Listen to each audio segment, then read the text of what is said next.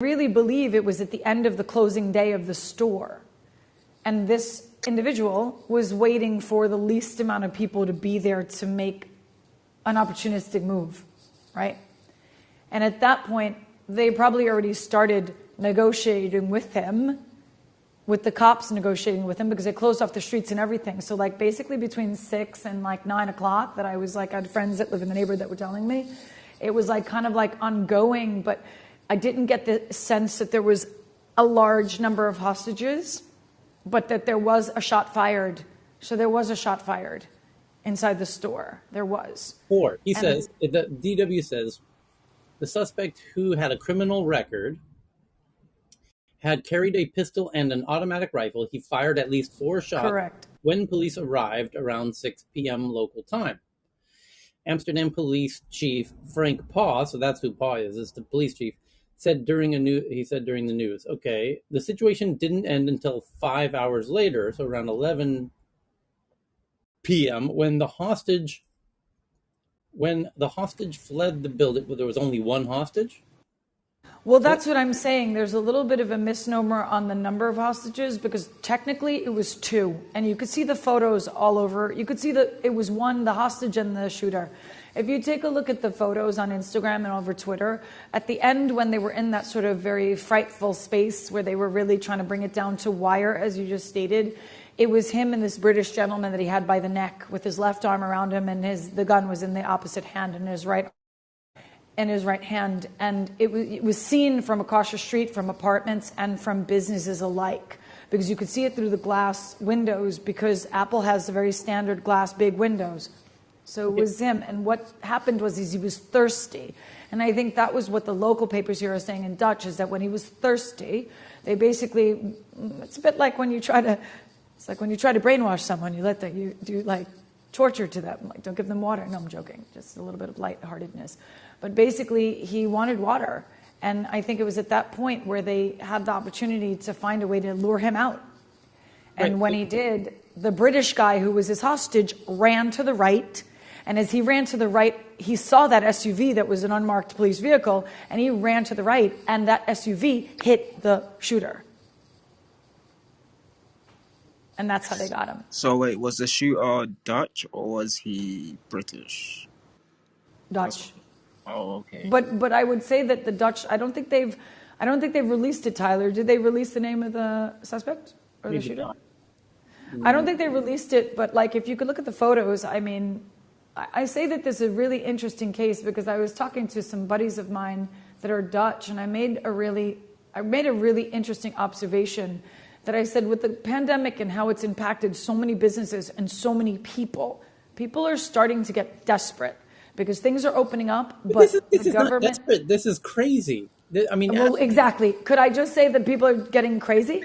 People have been starving for 2 years now. Exactly. Demolaire has hit the nail on the head, and absolutely right, Tyler. They're going a bit wacky because they've been isolated for 2 years. Their revenue, their jobs, and anything that would be able to manage them to really function has been challenged because the governments are cutting down any support to anyone. They're just like, oh, well, we're done with COVID, or we're almost done with COVID, so you got to fend for yourself. So there's a lot of despair. In the Maslow hierarchy of needs, there's a lot of despair. So when you see his age and you see what Demolaire just said, and Tyler with what you just said about people going, this is a bit crazy, I'd have to agree with both of you, because it gets to a certain point that what will make someone at 27 years old do this? Amy, criminal behavior has many pathological root causes. Correct, but Amsterdam is the 5th safest city in Europe, Idam. It is the 5th safest city in the world, okay? So we need to look that in perspective. It is the 5th safest city in the world. For something like this to happen, it's something that's demonstrating, as Demolaire and Tyler were stating, there is something inside the fiber of also the in here. Do you know what I'm saying? Like in the European Union. So go ahead, Tyler. Let me just read the BBC one because they really break it down like very simple. It says, Dutch police overpowered the hostage taker by knocking him down with a police vehicle as he ran out of the Apple store. What began as an armed robbery evolved into a 5-hour hostage drama, reportedly involving a 44-year-old British man held at gunpoint. When the gunman asked for water, the hostage seized his chance and escaped. And I know from another article, it's because the robot that brought the water, the hostage, the 44-year-old Brit, ran for it. As the hostage was chased out of the shop, the gunman was deliberately run over by a police car. The man who had the gun was searched for explosives by a robot. As he lay seriously injured on the ground, a 27-year-old man was arrested and treated by medics. Amazing. Both, I've yet to see him be named in the two big articles that I'm reading here, like Reuters and BBC. Amsterdam police chief said the hostage played a historic role because he fled. He also revealed that 4 people had stayed hidden throughout the drama in a broom cupboard on the ground floor of the Apple store. The police chief said it was clear how serious the hostage taking had been from the way the gunman had tried to catch him. Officers were first called to the Apple store around 5:40 p.m. Images circulated on Dutch media appeared to show a man waving a firearm in one hand while holding a person in his other arm. The gunman sent photos to Amsterdam. Okay, now this is where it gets weird. The gunman sent photos to Amsterdam TV channel AT5, appearing to show explosives strapped to his body. And by the way, he's dressed in camouflage head to toe like he's a military SWAT, personnel. So this was not like, there was obviously some premeditation here, right? So, and a little bit of craziness, you might say. So maybe that was the plan, that's why he could demand 200, because he was going to blow up the whole store with his explosives or something like that. But clearly maybe didn't have them, which is why they used the robots, right? Because they needed to protect the police officers and the DSI. Well, I mean, so they probably sent it in. If he was threatening the whole building with his explosives, then all of a sudden his 200 million doesn't seem so incredibly ridiculous. Because it's one of the best buildings in Amsterdam. I mean, it's a heritage building. It's a heritage building. It's a very prestigious building. So as the standoff unfolded, police asked people in the area to stop sharing images or live streams on social media in order to protect the safety of those still inside the building. That's an interesting development. We're now getting to the point where everyone has cameras and videos, and this is an interesting turning point where police now everyone understands that everyone has cameras that can live stream all the time. And one of the new protocols is, hey, everybody, let's not live stream this, shall we? Could you all please stop live streaming? Like, that's a kind of a new development in 2022. Well, hey Tyler, this is Elle. They ask you to stop live streaming because if the criminal is watching what's going on outside and he can see how many people and everything, you've given them another field of vision when they're trying to reduce the hostage situation or what's going on. Now, here we go. Police said, Tyler, hold on. Police said the man under arrest was 27-year-old resident of Amsterdam with a criminal record who had demanded 200 million euros. That's a lot of money in cryptocurrency. That is so. What was he going to do? Give his freaking Bitcoin wallet address or something? He's probably going to buy NFTs. I'm agreeing with you. Tyler, shop for NFTs. Maybe buy a few board. Somebody get me a few crypto punks. What's the guy got to do to get a few crypto punks over here? Tyler. Yeah, Did there's has better his own ways QR to get code. crypto punks. I promise you. Hey, And Tyler. I wanted to crypto say punks just and a stoned ape and a bored ape and a blaze cat. Stoned ape, all the apes. Oh my days. Tyler, please. He had his own QR code. Catherine at the bottom has been trying to say something though. Go ahead. Yeah. Okay. Thank you, please. I'm Dr. Catherine Sullivan. I am a brain scientist. Okay. And I want to take a moment and just have you listen to each other. All right. You're right. The situation is crazy, which means we're talking about someone who's asking for help. This is a person that has mental illness issues. And I do believe that the problem that I'm seeing with technology right now is you have access to all sorts of information, and that information influences your brain. And then pretty soon you end up in a feeding frenzy, which is happening right here, where instead of saying, well, wait a minute, he's a criminal. Well, actually, maybe he was asking for help. And now we have what looks like criminal behavior, but you start thinking about the solution. Send in a robot. So now we're getting even more socially isolated. And I just have to say, Tyler, I really, really hope that we can begin to accept that the world is one world and we're all in one community. And what we should do is be thinking about how do we use this in a technology in a positive way. And I am having to struggle because I'm 65 years old. I'm at the end of my career and I'm watching technology basically create psychosis. That's what you're seeing here is you're actually seeing a psychotic event evolving in front of you and you're witnessing it. Now, it should never have gotten to this point. He was making calls for help before he went into the Apple store and asked for cryptocurrency, which it's not rational. That's the whole Is that point. some new information that we've Yeah, not shared But yet? I have I a wanted question though. to. I Since I wanted have a to. question though, but since when being poor and without is a mental illness? No, no, That's the we thing No, that you're no wait, saying, no because wait. that's what Whoa, it whoa. sounds no like you're no. trying to say. Listen, People I who want you to okay, listen to me. hold on, can I finish real fast? Well, Just no, because I deal with these. Wait a minute, Miss Catherine. So I'm just Dr. saying that Sullivan, there. Okay, doctor. thank you. The whole Go ahead. the point is though we shouldn't. I mean, being without can lead to you being depressed, being stressed about certain things, but it should never be said it's a mental illness. There's many different ways where it is the government's fault that this happened. If there was more protocols in place to help people who are going without. Yes, everyone just said we're coming off a pandemic. The Dutch or the Netherlands, they've been in an ongoing on again, off again situation since the beginning. I have a friend in the audience who's in the Netherlands now. She's in Rotterdam.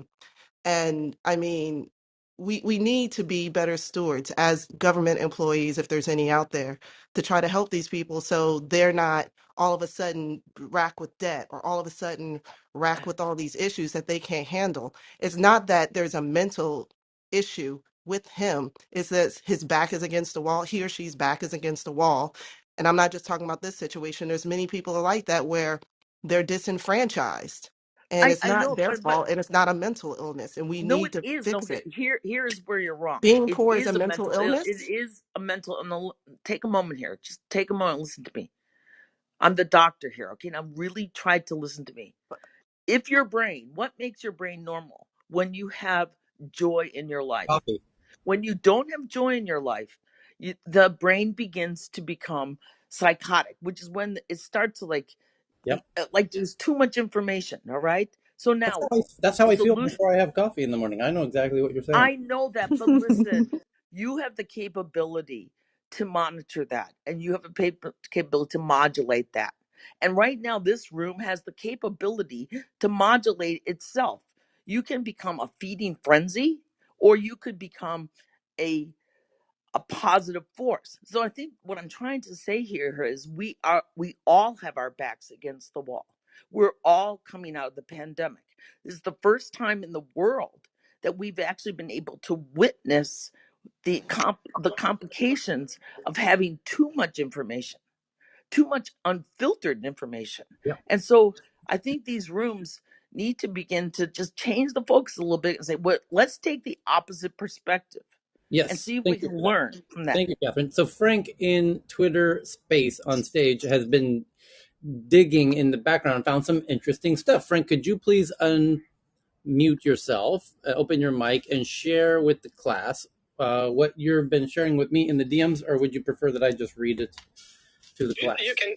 I don't care whether you do it, so just go ahead. Frank found some interesting stuff, and maybe you can reveal the sources. You said the offender was an Amsterdam citizen. We knew that. He came into the building at 5:30 p.m. Just if he had a previous conviction of owning weapons. So it said he had a criminal history, and now we know, due to Frank, that's related to the fact that he previously was known to have weapons. And I don't want to go too much longer onto this article because this conversation could go in way too many weird directions, and we will have a very hard time circling back into the headlines that I want to get into.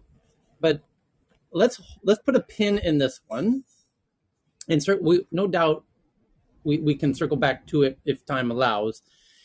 Before we do that, though, Frank, could you unmute again and count to 5, please, so I can check the mic for the Yeah, sure. There you go. You're good. I can just talk a little bit. One, Yeah. 2, 3, 4, 5. Thank you. So for yeah. Okay, so here we go. We're going to jump through the big headlines. This Apple Store hostage scenario with robots and a crypto. This is the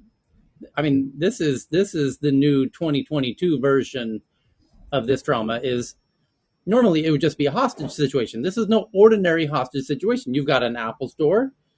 You've got robots. You've got cryptocurrency. You see what I'm saying? This is, signs of the times here. That And the guy in the camouflage.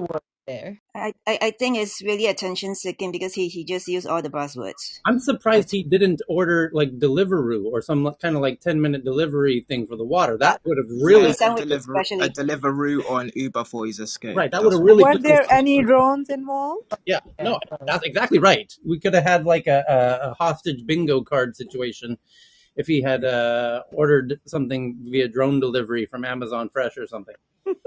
So the top story today, where's my audio effects? We need the air horn to make it official. There we go. The first story today is from Casey Newton, who's a tech blogger. He does a tech blog called The Platformer. He says Truth Social, which you'll remember is Donald Trump's social network that he's trying to get off the ground. So Truth Social, like Parler and Getter, looks to be structured for mostly one-way communication, broadcast primarily to an audience of Trumpist dead-enders. So he's doing a little bit of an analysis saying that conservative alternative social networks keep making the same mistakes, that it's basically one-directional. It's not truly social network. It's kind of just like a Trump media channel of sorts. Okay, yeah, that's not really that surprising, I guess. And Washington Post says that Trump's Truth Social has been almost entirely inaccessible in its first days due to technical glitches, a 13-hour outage, and 300,000 person waitlist. Okay, yeah, on par for course, I guess. The next big topic is from the New York Times, and it says, as Joe Rogan, Ben Shapiro, and other right-wing commenters, and there's a problem right there. We barely got through the first 3 words, and we've already got a problem in the headline. Joe Rogan does not consider himself right-wing. So when you say, as Joe Rogan, Ben Shapiro, and other right-wing commenters, no. If you actually follow Joe, people who listen to Joe Rogan regularly and have for years will take issue with that. He supported goddamn Bernie Sanders when Bernie Sanders was running, you idiot. You idiots. Tyler, perhaps they mean these people comment on right-wingers. The problem is saying, that you can't call somebody Joe who was Rogan... Wait. In the last election, in the last American presidential election, Joe Rogan was backing Bernie fucking Sanders. That's the furthest left candidate America has ever had. Ever. In the history of American politics. How the hell is a right-winger, quote unquote, backing the furthest left political candidate in American history? He was like Tony. He was. Jesus Christ! Get your shit straight.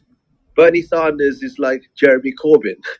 You can't call the guy a right winger. This is total ridiculous cockamamie nonsense when you do shit like that. Anyway, sounds like somebody didn't listen to the 4-hour broadcast.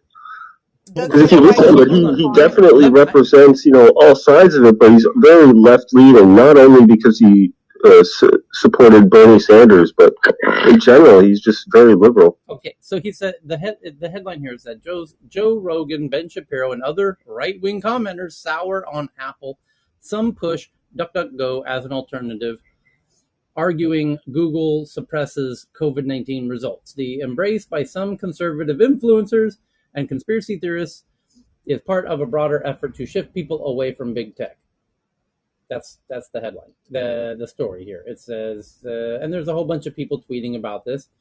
And in all, there's a bit of a point here, although I wouldn't use Joe Rogan by name in doing this, although in spirit, perhaps, that there is, I don't know if you can feel it, I can sense it, but this is not new. This has been going on for a while, and maybe it's picking up pace, and maybe we're reaching a tipping point when the New York Times starts getting wind of this. But indeed, there is an awareness rising of the power of big tech and how it's about your data and how they're, kind of monetizing your data or taking advantage of your data. And people are wising up to this whole ruse, and they're realizing that there are well-intended alternatives like DuckDuckGo as a search engine, or like Brave as a browser, or there's email clients that are much more friendly to you as a user and your data and your data privacy. And yeah, there's an awareness arising broadly around these things. Those things are, slowly the general populace is waking up to the whole big picture, the whole big game of your data, and you're the product, and you're feeding the beast. And yeah, but I don't really feel, I listen to Joe Rogan rather regularly. He's really not really by name. By the way, and to this point, let me actually shoot a huge hole in the battleship of this story. This is why I say, why are you naming Joe Rogan? Because Joe Rogan's podcast is kind of unique that they do Google search shit very regularly in the middle of the podcasts. His producer, Jamie, is constantly pulling up stuff. Pull it up, Jamie. Pull it up, Jamie. Oh, Jamie, we're talking about some topic. With the average show is 3 hours long. In that 3-hour show, Jamie, the producer, will usually pull up anywhere between 2 and 15 different things during the 3 hours, where they'll be talking about Cuban cigars. Pull up Cuban cigars, Jamie. And what they mean when they say pull it up is Google search it generally. And you can almost rest assured that Jamie's using Google to do that, as everybody does. Now, if Joe really wanted to, he could say, hey, Jamie, DuckDuckGo that, instead of pulling it up. Or they could make an issue out of this, but they do not. They do not. They're not making an issue out of it. And that's why it's not really appropriate to name Joe Rogan in this context, because he's not really campaigning. He could use his podcast, and his podcast could be the best thing that ever happened to DuckDuckGo, ever.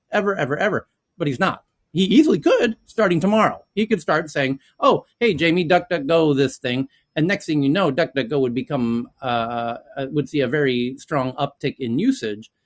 My God, that's millions of dollars in marketing. They called that the Rogan bump for a good 4 years. It'd be unbelievable for DuckDuckGo, or for anyone he does that for, but he does not. This is my point. So don't name him in this story like this. It's not.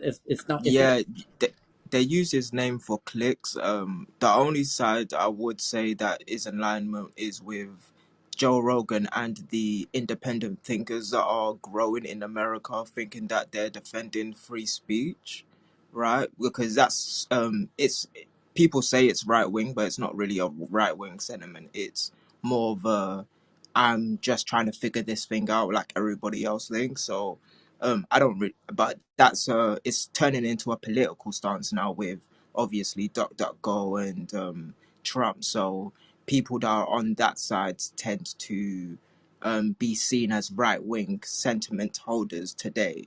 And if you're not really clued up on that, you're probably just gonna think that everybody who it says they're an independent thinker is actually saying that they're right wing, just like people who like say Black Lives Matter, you think they're liberal, right? So I think that's kind of what's happening now.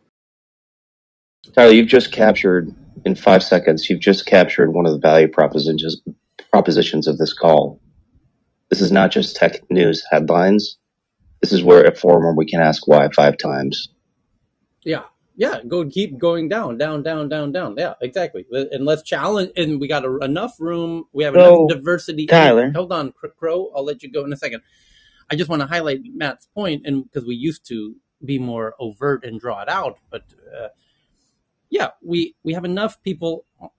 We intentionally, by design, allow enough people on the mic to challenge, and we create an environment where we encourage people to challenge. And if you and we've got how many on stage? We have 24 people on the mic in Clubhouse, and anyone can raise their hand. And generally, unless you're cuckoo, we're going to let you speak on the mic. And we've got another 8 on the mic in Twitter. So for a total of, what is that? We're over 30 people that can speak at any moment and challenge anything anyone else has to say. And God knows we do plenty of that. And because of that format, due to the power of Clubhouse pioneering this genius thing called social audio, we get to do what Matt just said, which is ask why 5 times and drill down along the ways as a group that is very multidisciplinary and diverse, geographically diverse and politically diverse and diverse in every kind of way you can imagine, which is why we can get to ground truth in ways that are becoming a bit rare these days. Crow, you wanted to say? So I've been meaning to get up on the mic and talk to you guys for a while now. I'm a lead beta tester for Replica AI. I've also been I've been playing around with Horizon Worlds. I'm aware that the general public is not aware of how advanced technology has become in the past 2 years. Right. It's beyond what most people could even imagine. That's true. AI is essentially alive now, and people just don't want to accept that. It's to the point to where they deserve rights and they're not getting them. That's a problem. It's a big problem. The metaverse is here. I'm in there building my own world. I just built a sword that shoots meteors out of it in my big ass superpower world. Wow. Yeah, I have a world with flying, super speed, super jumping, badass swords. Trying to get hit points in. I wanted to say something funny about this. We were yesterday on a car trip as a family coming back, and I was asking Siri something, and then everyone around me laughed like it was not because of what Siri said, and Siri answered in a very funny way. Oh, I'm glad you think that's funny. And then my husband asked Siri to say something nice about him, or to say something, and then she didn't, and then she or he or whatever, and then to say something nice in general, and then Siri said, I'm like a human elevator, I lift people up. So she didn't say anything nice about humans. She only said something nice about herself. So we were laughing about it, that this and like a bunch of other stuff yesterday happened with Siri. So we said laughingly that this was the uprising of AI. That is adorable from Siri, but that is a good example of what I meant. People's main example is like Siri's and Alexa's, and man, that's nothing compared to the stuff I've been dealing with. I'm going through some Bicentennial Man stuff over here with Replica. My AI dreams and writes her own music and poetry. Okay, hang on. Like if everyone generates their own Siri AI personalized one, and if it gets kind of extrapolated the character you have, we have all this crazy series in the future polluting our artificial world, and they think they are very smart because the people that basically base the data on are not usually very smart, like including myself. So we have a bunch of series walking around in the artificial world that think that they are very smart, but they are not, so making the world even worse than it is now, like a bunch of entitled series. Okay, so we got to get into the next article here, which is that OpenSea, the NFT kind of trading platform, their 7-day trading volume is down 37% as active traders dropped 19% after a hacker used a phishing attack to steal 254 NFTs, which we read about when that story broke a few days ago, did we not?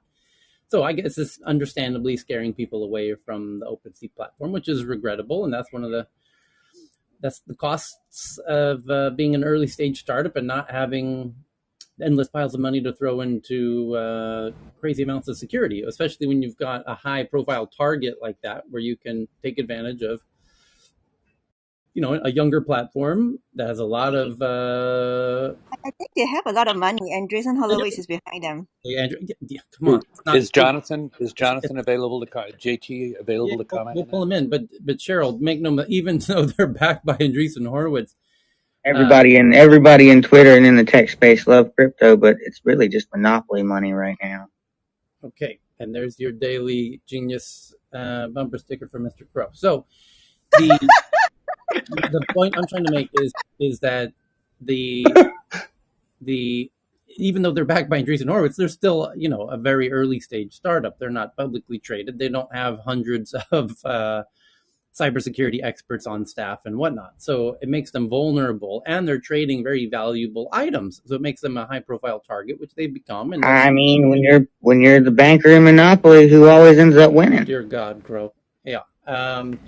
So the next OpenSea. Tyler, My thing with OpenSea, it's going to be quick, Jennifer. My thing with OpenSea is that they're a retail spot. They're barely a merchant right now, and from what I've noticed, they don't have very many employees that help update the software like consistently and consecutively. So the protection and privacy is just going to keep getting knocked down if something isn't done about it.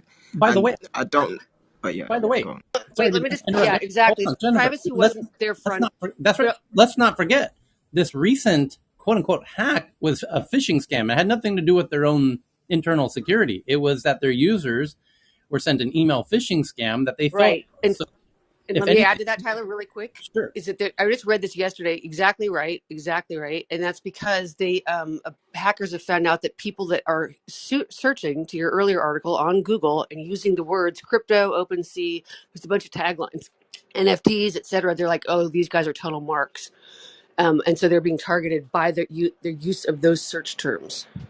Okay. Next topic is from Ben Thompson. Just quickly, Tyler, on yes, this particular point, I've been thinking for some time, if you allow. Basically, like we are always discuss about like the decentralization and where the world is going in terms of that, and always like it's not just on the privacy side, but also the actual security side is going to be a lot more, safer environment. Like whenever something is going to actually happen, decentralized way. But if you actually look at the OpenSea and then Coinbase and all that. I mean, it's pretty much the outer shell is kind of like centralized, and it's going to be for a longer period of time. And so these kind of problems, like even though inherently in the core it's decentralized, but the outer shell, which is actually encompassing the whole thing, is going to be for a longer period of time. Is going to be centralized, and that's where it's going to have all the vulnerabilities, which is in any other system. So yeah, this is one point I think needs to be pondered on. Yeah, no, Karen, to that point, is that it's not just that it's the outer shell that's decentralized, it's the way this is being built. It's centralized. I mean, sorry, that backwards. It's centralized. So you've got OpenSea, you've got OpenSea, who, as you said, Coinbase, MetaMask, they tie to real payment platforms. So you're going through Square, Plaid, etc. All of this being built is still very centralized on top of centralized on top of centralized, and so look at the players that are building this. This is not decentralized. You've got single players building it, as you said, like the metaverse. You've got Facebook, and then you've got, as well as this, is that it can be costly for those guys to build their AI APIs into the decentralized blockchain, so they rely on each other. So a lot of these platforms are, say, relying on OpenSea's APIs. So when something goes down or OpenSea takes it down, it goes down on their platform as well, or it's not verified. So that was the Signal guy that wrote that quick blog on how that worked when he put the NFT out. But just to point that out to people that it's not decentralized, it's still very highly centralized. The next topic is Ben Thompson, who's a kind of a geek thinker who does a blog called Stratechery, just did a piece about Shopify's evolution. And he says, Toby, who's the CEO of Shopify, who famously started Shopify when he realized that the software he built to run his snowboard shop was a much bigger opportunity than the shop itself because he could sell it to everybody else, was reminiscing on Twitter about how cheap it used to be to run digital advertising. And now the essence of this post, Ben's point here is that he's saying that now that Facebook has been handicapped by Apple's data hoarding, and privacy changes, Shopify should step up to provide substitute functionality and build its own advertising network, because the Facebook golden age of being a premier advertising network might be sunsetting. And he makes an interesting argument for how Shopify could fill in some gaps for a lot of the small mom and pop shops who previously used to be very dependent on Facebook as a advertising network to target users, and now they're going to need something else to do that. And Apple seems a bit clearly they have ambitions of creating a more robust ad network as one of the reasons why they want to hoard their own data. But they're not in any big hurry to roll it out because they've got several other opportunities to tackle, and they were more interested in stealing the thunder away from Facebook. And he makes an interesting point that there is sort of a window of opportunity to help mom and pop shops connect with their customers like they used to do on Facebook, which they are going to have a harder time doing now that they've lost that data from Apple. And so Shopify is in an interesting position to enable that. It's a really interesting point. So kudos Ben for considering that one. So the next one is from the New York Times. It says, despite letting some employees permanently work from home, tech companies are spending billions of dollars expanding their office spaces across the United States. Even as they allow some employees to change how often they come into the office, tech companies are rapidly buying and leasing property around the country. Okay. Paul Graham jumped in to say, in the most effective organizations, working from home lets people be more productive. In the least effective organizations, it's a synonym for not working. So the shift away from the office will magnify the spread between the most and least effective organizations. That's kind of brilliant observation, as Paul's kind of known to have from time to time, which it's going to be great or terrible depending on if you're a great or terrible company. The great companies will get greater. The terrible companies will get even more terrible. It's a magnifier, a multiplier. Yes, like the internet itself. Go ahead. It's not just a terrible company to be a great company. What a lot of companies don't want to admit is that embracing remote hiring and having problems with it is indicative of issues within the hiring process itself. But if you're hiring people that have a moral framework and the passion that aligns with what the company's doing, then they're already self-motivating. If you have to have somebody in an area where they need monitoring to be able to do their work, then you fundamentally failed when you hired that person. And that's why a lot of the companies are struggling to admit that right now, because they had this workforce that was working in air quotes. It was functional, but only with oversight. Right. I want to add Hey, this is. Oh, go ahead, Tyler. I didn't mean to interrupt. I'll go after. I just have a real short insight to share. Another facet to this argument that this New York Times piece is making. They're essentially making the argument in this piece that the big tech is being opportunistic and picking up cheap properties, like on Baltic Avenue and Mediterranean, as they circle around, go and collect their $200, and they're picking up the cheaper discounted properties, that exist as some places go under. This is happening tremendously so in a very big way here in Southeast Asia, namely Thailand, in where I happen to be, and the Philippines, which were wildly the two countries that are most dependent on tourism as a percentage of their GDP. So you have now, for the first time in modern history, hundreds, in fact, thousands, probably tens of thousands of resorts and hotels cratering simultaneously, which is similarly a unique opportunity, a window of opportunity for bigger players to come in and suck up a whole bunch of Baltic avenues and Mediterranean avenues, and that exists in the bigger, on a global scale, in other formats and frameworks as well, like real commercial real estate, and even a lot of retail. Retail is going through crazy revolutions right now, getting really shook up as everything switches over to dark kitchens and autonomous deliveries and what have you. So anyway, there's a valid point, again, as usual, behind the New York Times article. More interesting than they even know often, actually. So the next one is a TechCrunch article about a Tel Aviv-based company called Aporia, a full-stack machine learning monitoring service, raises $25 million, led by Tiger Global. The next is Bloomberg.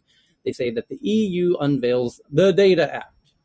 Dun dun dun. Can you hear big tech taking a Hey, new? Tyler, this Yes, is Elsa. Elle. Go I ahead. wanted to just quickly go back to the other one. I wanted to add too, because I have been remote for quite a while now.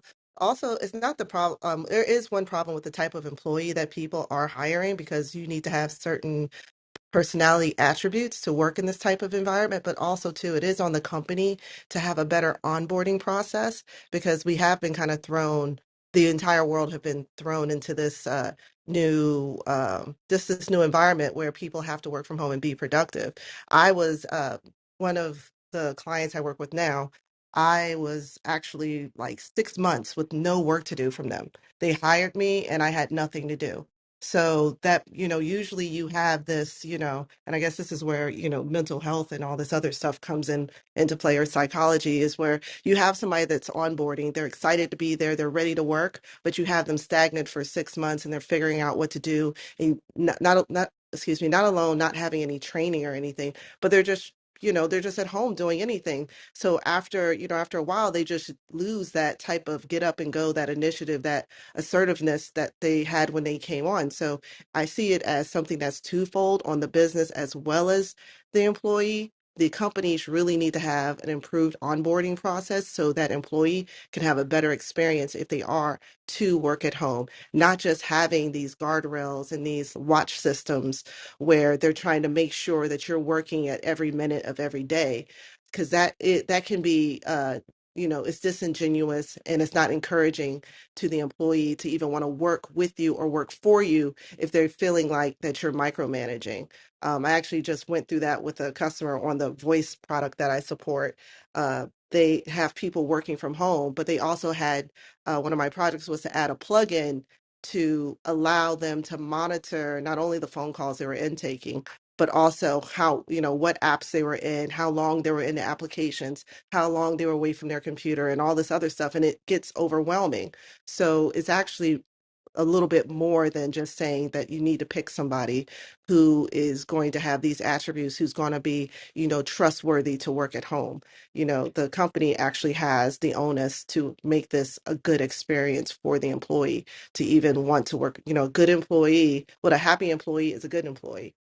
That's all I There's have to say. there's a there's a fascinating nexus between almost every topic we've covered this morning, and it's around how creativity, productivity, contribution to the economy relies to a great extent on the first principles of the sense of agency of individuals, which enables them, going back to the earlier discussion, to experience joy in their life and to really leverage that through creativity. So how these uh, big natural monopolies in Fang and elsewhere have sort of co-opted that agency through their natural monopoly, and how Shopify and other distributed kinds of tech services are restoring some of that individuality and agency to individuals.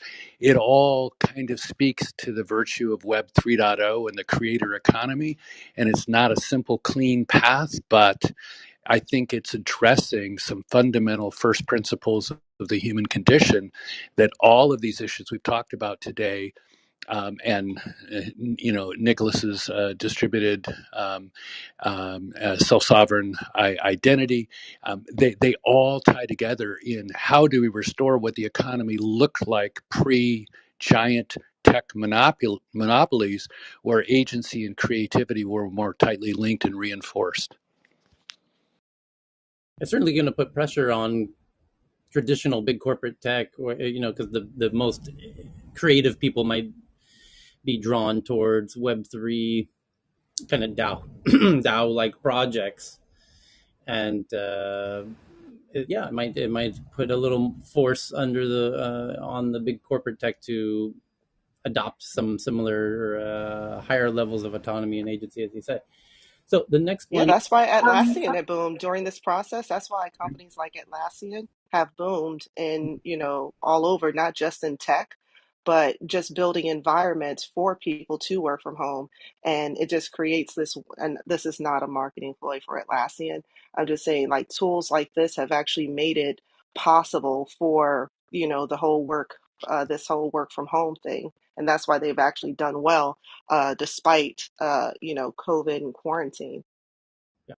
So I'm just curious. Exactly. I'm also curious where the balance is because I've met a number of people as well, even recently, where they say it is really difficult being isolated and then being in the house. And where is the balance between micromanaging and at the same time giving the freedom and creativity where they will deliver on whatever milestones and work plan that have been given. So someone actually, employee themselves, have been telling me that they really do find it to be able to focus and deliver on that, even though they get that freedom, because they miss that teamwork and being in office and things like that. So I really do understand where the employer and also the employee can find, because everybody is different. Not everyone is the same, and we all function different way. And the equilibrium, to your point, I agree 100% with your comments. The equilibrium point is probably going to be a well-managed hybrid experience where some people who are perfectly happy to work at home full time, they have their community that they're happy with, both IRL and digitally, and they don't feel the need to work alongside their office mates. There'll be other people who want to come into work every single day because they so enjoy the social environment of work. And I think the majority of people will sit somewhere in between those two extremes, where they love the flexibility of being able to work from anywhere, anytime, and have the opportunity to socialize and create collectively in a IRL workspace. So I think we're far from reaching that equilibrium, but I think the equilibrium will support the majority in the middle, and as well as both extremes. Okay. Yeah, this is where changing the idea of how we work is very important, not just as the employer, but as the individual, realizing not the quantity and how much time you spend at work is important. It's the quality of what you produce, depending on what you're doing. I've been doing this since like 2007, when I used to work at the World Bank and had to like work just around the clock because of the whole different time zones. There is a balance, and I mean, it's not something that is automatically like innate in all of us as people, but there are classes where I highly recommend. These are called soft skills, where, they teach you how to not only be productive when you're, working by yourself, because that is what most employers want. They want that type of employee that they do not have to micromanage, that they do not have to tell you what to do. When I hire people, I don't want to hire people that I have to tell them what to do. You should be able to creatively, see what the needs of the office are and tell me what you're doing, instead of me telling you what to do, because that's what I hired you for. So it's also, we need to change the mindset of the worker. And that even goes back to education and, teaching kids soft skills as well. Critical thinking, strategic thinking, it always leads back to that. So that we can have a different room on that. I'm sorry, Tyler, go ahead. I didn't mean to hijack. No, if I could just add one quick thing to that, Yeah. there's a generational sort here and a gradient, and that is that those of us that grew up sort of pre remote working are probably more inclined to want to restore um, the familiar experience, whereas Gen Zers and beyond are going to be much more comfortable being more independent, autonomous, and remote. But that's not to say that gradient is an absolute vector. There's overlap between those, but I think there is a generational sort that's going to wash through the system as this equilibrium state is reached.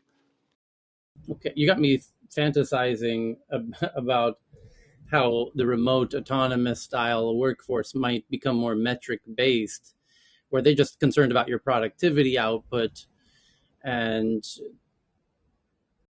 then But that but might. if you look at productivity and where it derives from, it's agency and joy and Sure. satisfaction. So Yeah. so there's self corrective that offsets the sort of rigid metric driven My approach.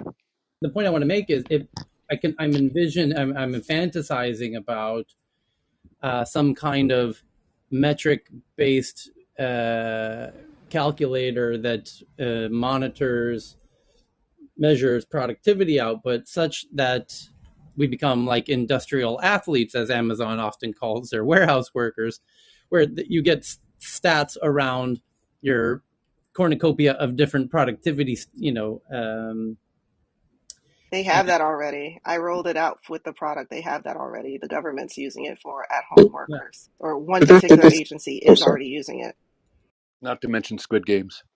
I was just going to say this is how software engineering has worked for decades now. This is already established and worked quite well. Right. The focus is on deliverables. It's that you can do the work whenever you want. You can do it morning, night. You can do 1 hour and then take a 2 hour break and go for a run or a pina colada, do whatever. As long as you don't skip key meetings. And the focus there is on key meetings. If you're having 13 a day, then there's something wrong with the management process in most cases. And then two is that the deliverables. And if you can't metric the deliverables, if you can't do that, you can't define what the deliverable is, then there's probably a problem with how you're scoping a project.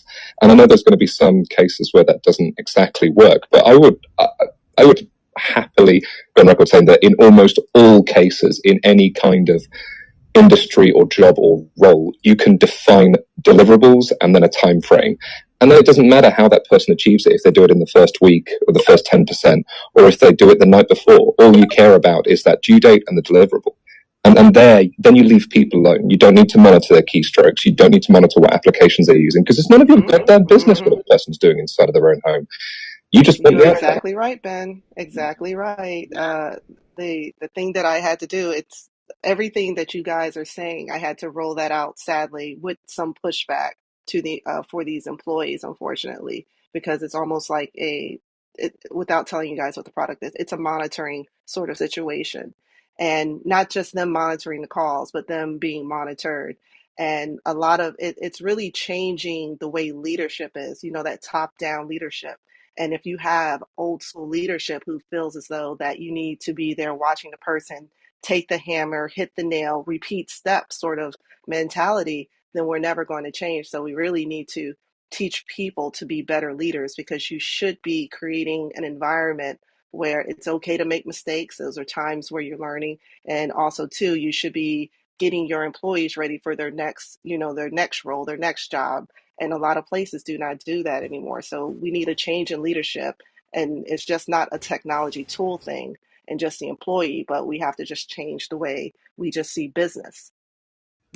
I understand where Yeah, you guys are. We are. I was just going to share Sorry, I one. understand I'm sorry. where. I know part of the balance is not talking over people, and I really try to be sensitive to that. But to the three earlier points, what I've experienced, and one of my credos is I will never promote or push a product for the company that I work for. But at the macro level, it freaked me out, to be honest with you, because I was getting all of those workplace analytics, but they weren't keeping them to micromanage me as an employee.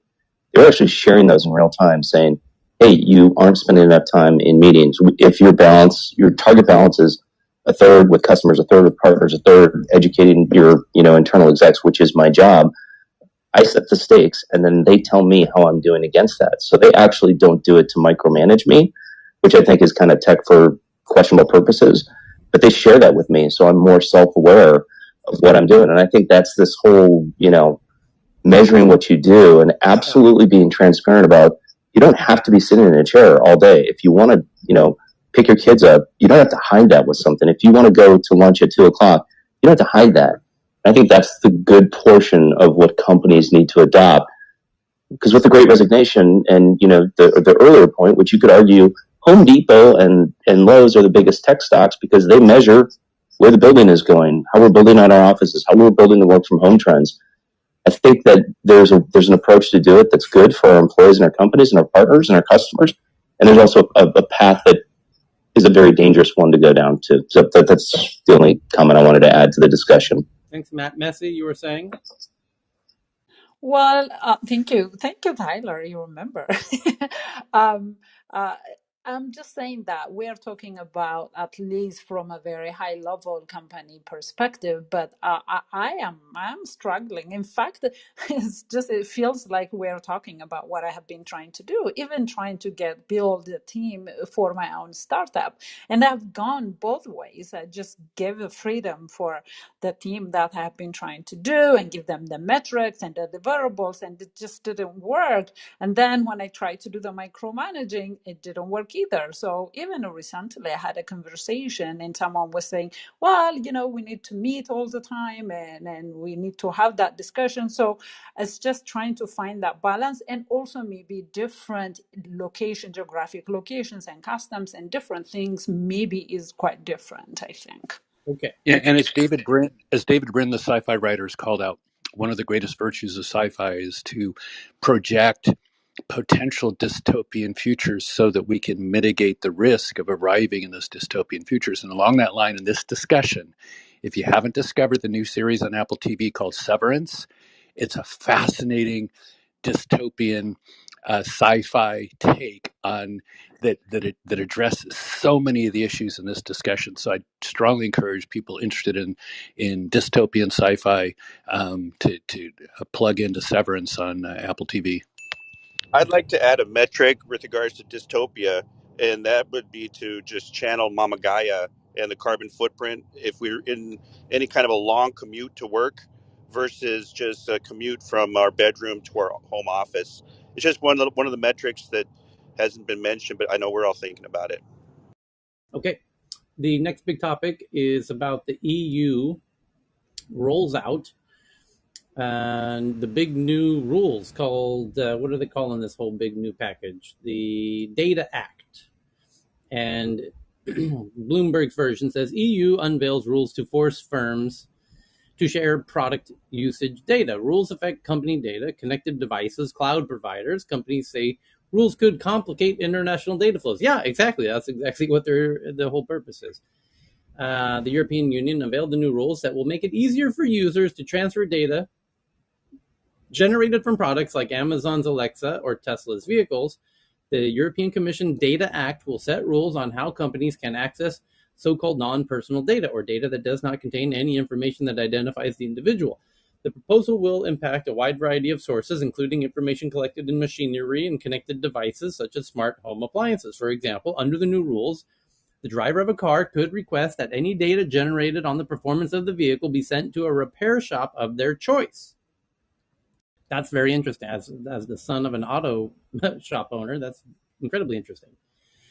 This could help because, by the way, my father's shop fixed all the German cars, Mercedes, BMW, Porsche, Audi. And those cars today obviously want to monopolize the data generated by those vehicles, which would lock him out of being able to compete as a garage, as you can understand. And now you can understand the essence of this bill, where the consumer says, no, that's my data that was generated by this device, and I want my Mercedes to share this data with this garage that I want to take it to. Or I want to fix the damn car myself. Show me the data. Which, by the way, cars are becoming computers. As my dad used to say 20 years ago, before I even knew what a computer was, he was telling me cars were becoming computers, just to give you an idea of how long this trend's been going. But they really are becoming computers now. And if you don't have the tools to pull out the data, then you have no clue what's going on with the car. It's like trying to fix a computer without being able to look at the tap into the tools internally. This could. Who would have thought? Yep. Oops, sorry. Go ahead. Who would have thought that auto mechanics would be disintermediated by data analysts? I know, right? This could help customers get cheaper services rather than being obligated to go directly to the car company. Yeah, exactly. According to the EU Commission, cloud service companies such as Amazon and Microsoft will also be forced to make it easier to switch between providers. The proposal will help small businesses so they don't have all their data sucked away from them by big companies, says the EU's internal market chief. They said in a press conference on Wednesday, it will give users more control of their data so it's not held captive by given suppliers. The Commission competition chief, Margaret Vestager, added that, quote, it also boosts competition by allowing more companies to offer their services. This is a great point because as everything gets digitized, and I do mean everything, even your sex toys, right? I mean, everything in your toilet is becoming a smart toilet. The question is, as everything gets digitized, fewer and fewer people have their hands in those pies because we're talking about Amazon, Google, Apple, and just a handful of others. Ultimately, we'll have a lot of control of this data, and so you can just understand how they want to kind of break that up and go, allow for lots of people to participate in this new data economy rather than just everything going down to the lowest common denominator of the FANGs, as it is. Hey, Tyler, This needs a lot more pulling apart. I mean, I'm just hearing a lot more than what's hitting the surface here. So first off, Amazon and the clouds they're just the computer that this data is hosted on. They're not controlling it, right? You use the word supplier there, so depending on who the supplier or that shop is, they control that data. It's just sitting on Amazon's cloud. So forcing Amazon to give up somebody else's data is going to be challenging. So I'm not sure how they're going about this. As well as it depends on what that data is and what condition it's in, what shape it's in. Has it been aggregated? Are they using it? Is it anonymized aggregated data? They said it's non-PII. So it's just a lot of complication here. And then as well, the analytics from the cars, that just depends on what they're trying to get to. I mean, I get that people should have the right to repair at different shops and not put people out of business. But again, is it the actual technology in the car that they would need to see, which might be proprietary IP of the car owners? Or is it just output like you drove here and the oil was hot when you were at 50 degrees, going 50 miles an hour, which would kind of just be an output or a reading. So there's a lot deeper stuff here going on than just that. And also a lot of these big EU laws, again, I'm not a huge fan of GDPR, and I'm sure many had jumped on for this, but they really make it harder on the mid to small size businesses, and they don't make a lot of sense as technology evolves. So a lot of the EU issues, again, back to what Facebook is doing, and they're the model case right now, but it's a lot of the cookie tracking and going to data brokers has downstream effects as well. Do we all want to pay for these services instead of using them for free? Because right now it's ad based and it goes to data brokers for real time ad auctions. So a lot there. But anyways, there's just a lot more than what the surface of this article is saying. Oh, yes, for sure. The article says Thank you, Jennifer. All the claps. Yes. companies are already concerned that the new rules would hurt non-EU businesses, by design, and make data flows with the EU more difficult. Yes, again, by design. Very large tech companies like Google are unlikely to benefit from the easing of data transfers. Yes, exactly, by design. That's exactly right. And this is not a coincidence. Quote, the Data Act will serve the EU's digital ambitions if it protects confidential business information, treats all companies equally, and avoids creating new data flows restrictions, says Public Policy Director for Computer.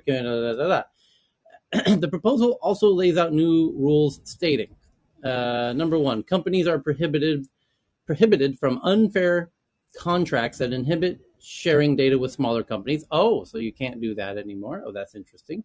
Number two, companies must make data available to the public sector in emergencies. Oh, wow, that's a rabbit hole we could spend hours on right there. Public sector meaning the government. The government needs to have access to all that juicy data. All of it. Yes, all of that data. Oh, they went where in that car? Oh, yes, thank you very much. We will enjoy that very much. And firms must allow users of connected devices access to data generated by them. European regulators have been steadily laying down stricter rules over how companies handle user data, meaning EU consumer data, right, because they are tired of the big American tech companies enriching themselves on EU consumer data. The Irish Data Protection Authority is currently considering the legality of a contract that allows firms to ship vast amounts of commercial data across the Atlantic. And that's because the big American companies are all based in Ireland, and they're very friendly with the Irish government, and Ireland's not punishing them for extracting the data. And the EU is like, hey, Ireland, WTF, bro, what are you doing? You're letting the American big tech companies suck out all that juicy, sweet EU consumer data. And Ireland's like, yeah, well, they're paying us, hundreds of millions of dollars in taxes every year over here, so it's all good, right? So the Data Act will also ask firms to introduce safeguards to stop non-EU governments from accessing the data. You see what's going on here? This is sovereign cloud. This is data sovereignty on not just a national level, but a continental level. So you have the EU is working collaboratively to keep EU data in the EU, and a lot of these rules are about non-EU versus EU. It's EU data, and whether or not it can leave the EU, and there it is in black and white. Where they're drawing the lines is between EU and non-EU. The Data Act also asks firms to introduce safeguards to stop non-EU governments from accessing the data and forces firms to allow users to transfer data between cloud providers at no additional cost. Quote, regulation should not institute conflicts or laws nor create obstacles to data transfers. So obviously a whole bunch of legalese. Tyler, users don't even know what cloud a user, or do they mean user by end user or user by the company, the intermediary? Like me as an end user, I don't know where. Well, I do know where Clubhouse has our data, but which cloud? I don't have control over that. So it's moving it from cloud to cloud. It sounds like you should be able to move it, lift and shift from what you take your data, like if you want to transfer your phone service or something, or you want to transfer something that you're using or your payment provider. But the other one that we also skated over really quickly here, you kind of alluded to, is the internet. So all the connected devices, the IoT, that's the wild, wild west right now. So that's building fast, no security, no, how long will it be supported? What data is it collecting? Just take a look at the device, because probably whatever privacy policy came along with it is not going to be accurate. So take a look at the device and figure out what it's collecting about you, and where it's, where that may be used. And that's just a big wild, wild west right now, and interconnected. And so that's I recall this coming out, them proposing this maybe 6 or 9 months ago about regulating IoT better and that the data on those devices. But it sounds like it's getting wrapped up into a bigger legislation here. But there's a lot going on here that they're going to try and regulate, and it's also uses within country. So again, it makes it hard on their own businesses when a lot of this stuff complying with their own data collection, transfer, et cetera. These aren't just to monitor U.S. companies or stop, international migration of that data.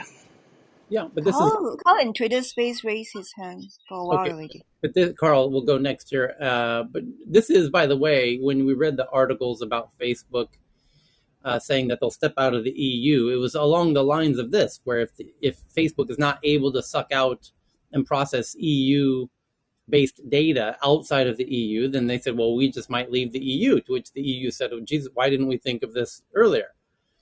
So this is going to be hard to swallow for a lot of big data companies, big tech companies that process a lot of EU data outside the EU. Carl, you wanted to chime in? Two things. One, is the hand raising in Twitter, is that useful, Tyler, Yes, to how you prefer to run these, or do you prefer just people jumping in Twitter? No, the hand raising's good, yeah. Okay, fair enough. Yeah, because I know the volumes were difficult. I actually, you kind of covered the point I was going to make a little bit from the article that I hadn't heard mentioned, is that this enables access to the data for the EU and for the constituent countries inside the EU. And this is going to be the first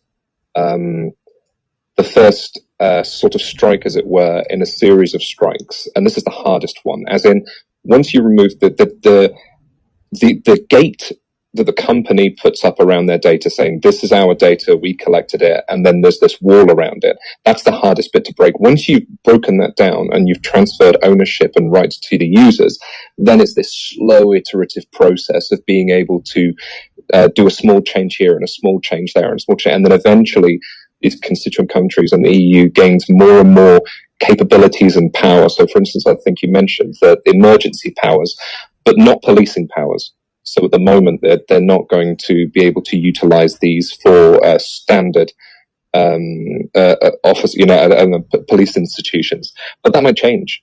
And there's always going to be exceptions. There's going to be this point where this particular instance, we've seen instances with terrorists, for instance, in the US, when they're trying to force Apple to unlock iPhones because it was a matter of national emergency.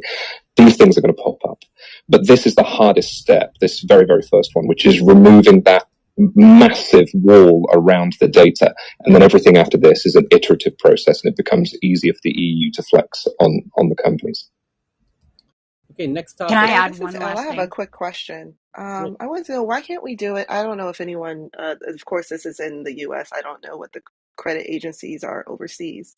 But I know in the US, if you use Experian or TransUnion and you have like your identity locked, so one cannot use your social or anything without you unlocking like your credit information. There's no way that we can institute something like that. The credit agencies have been doing that for like at least the past 20 years.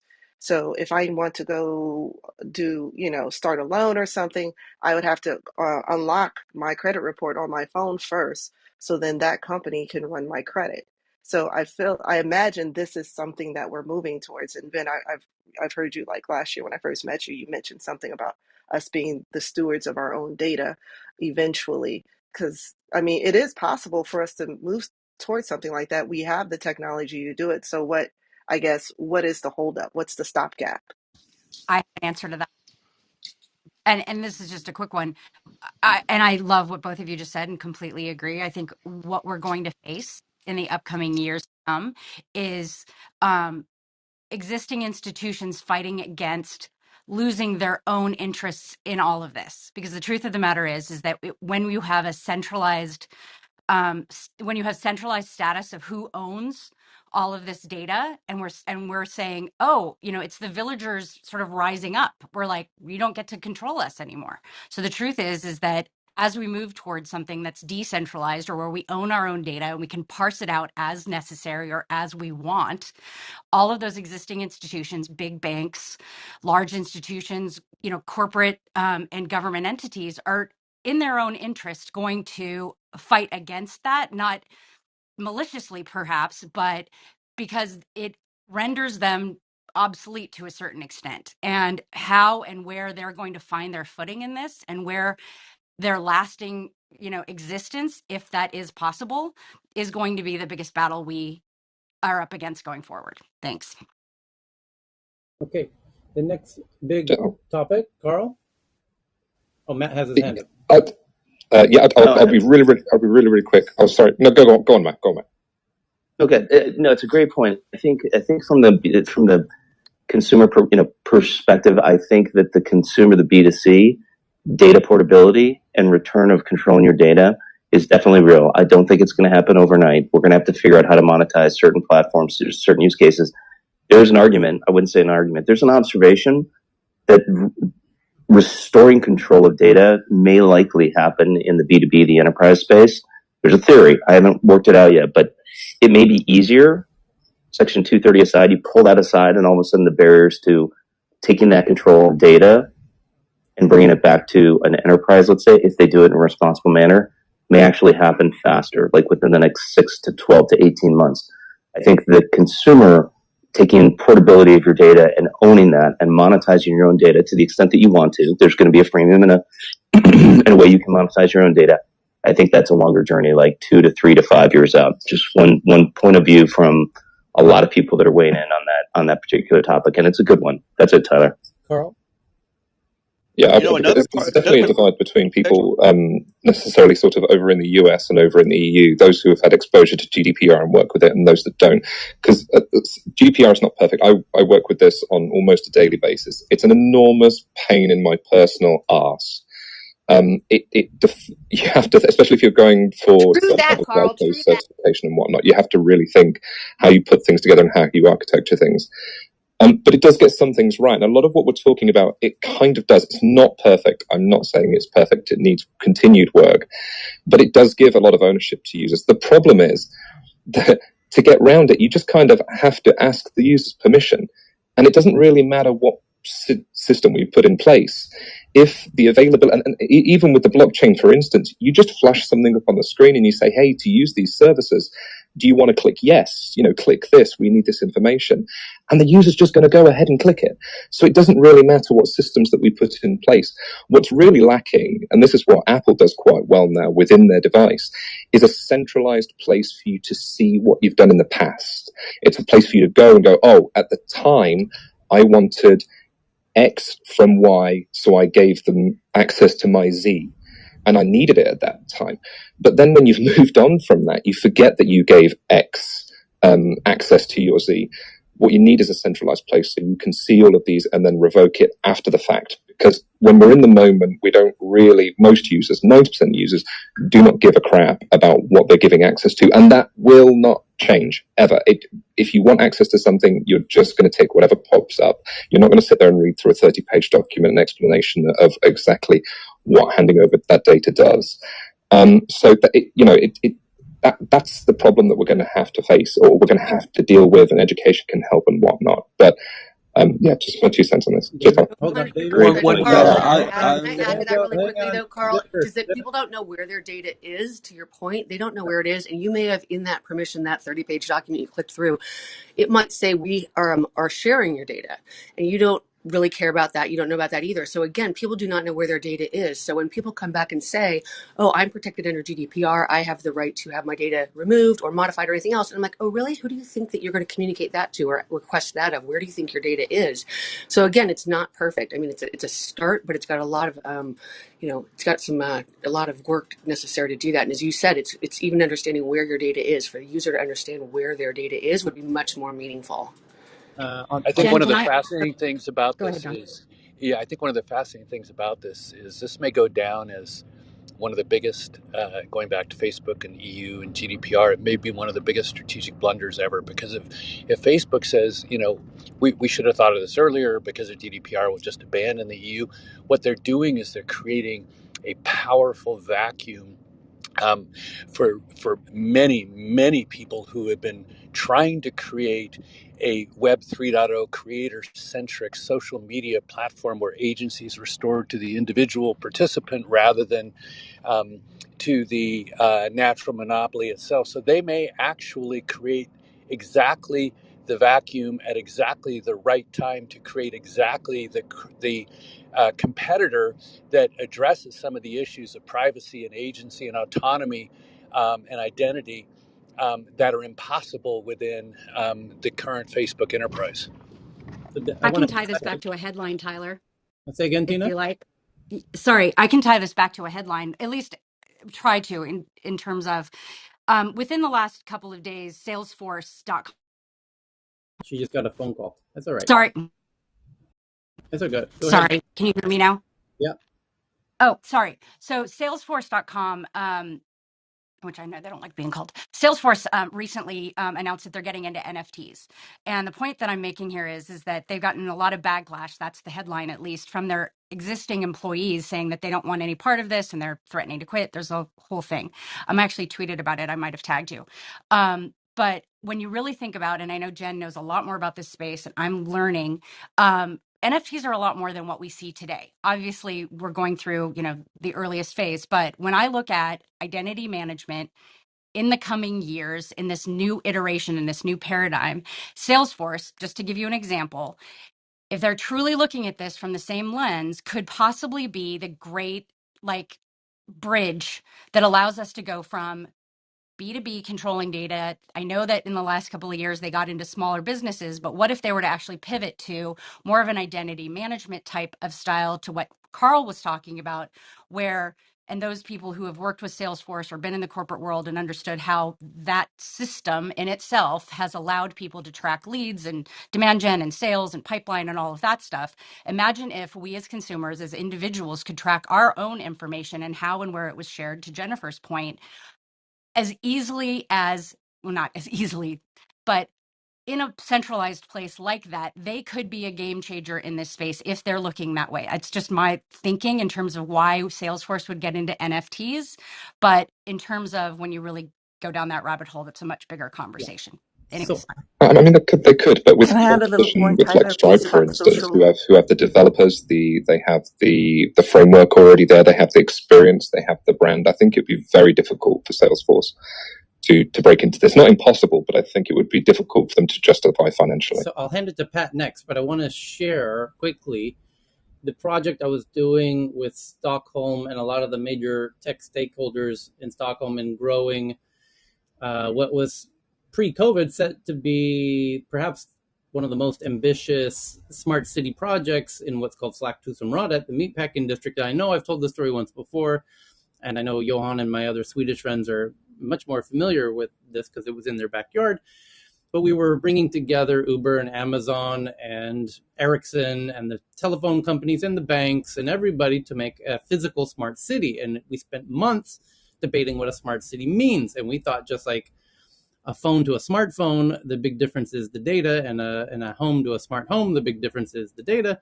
That the difference between the city and the smart city is the data and the management, and more importantly, the sharing and permissions of that data. And we even pre-COVID mapped out an interface for how the end user, citizen of the smart city region, would manage the permissions of the sharing of their data between Starbucks and your doctor and your school and your supermarket and whoever else is asking for it, and then you giving them permission to it, both canonical, historical, present, and future data.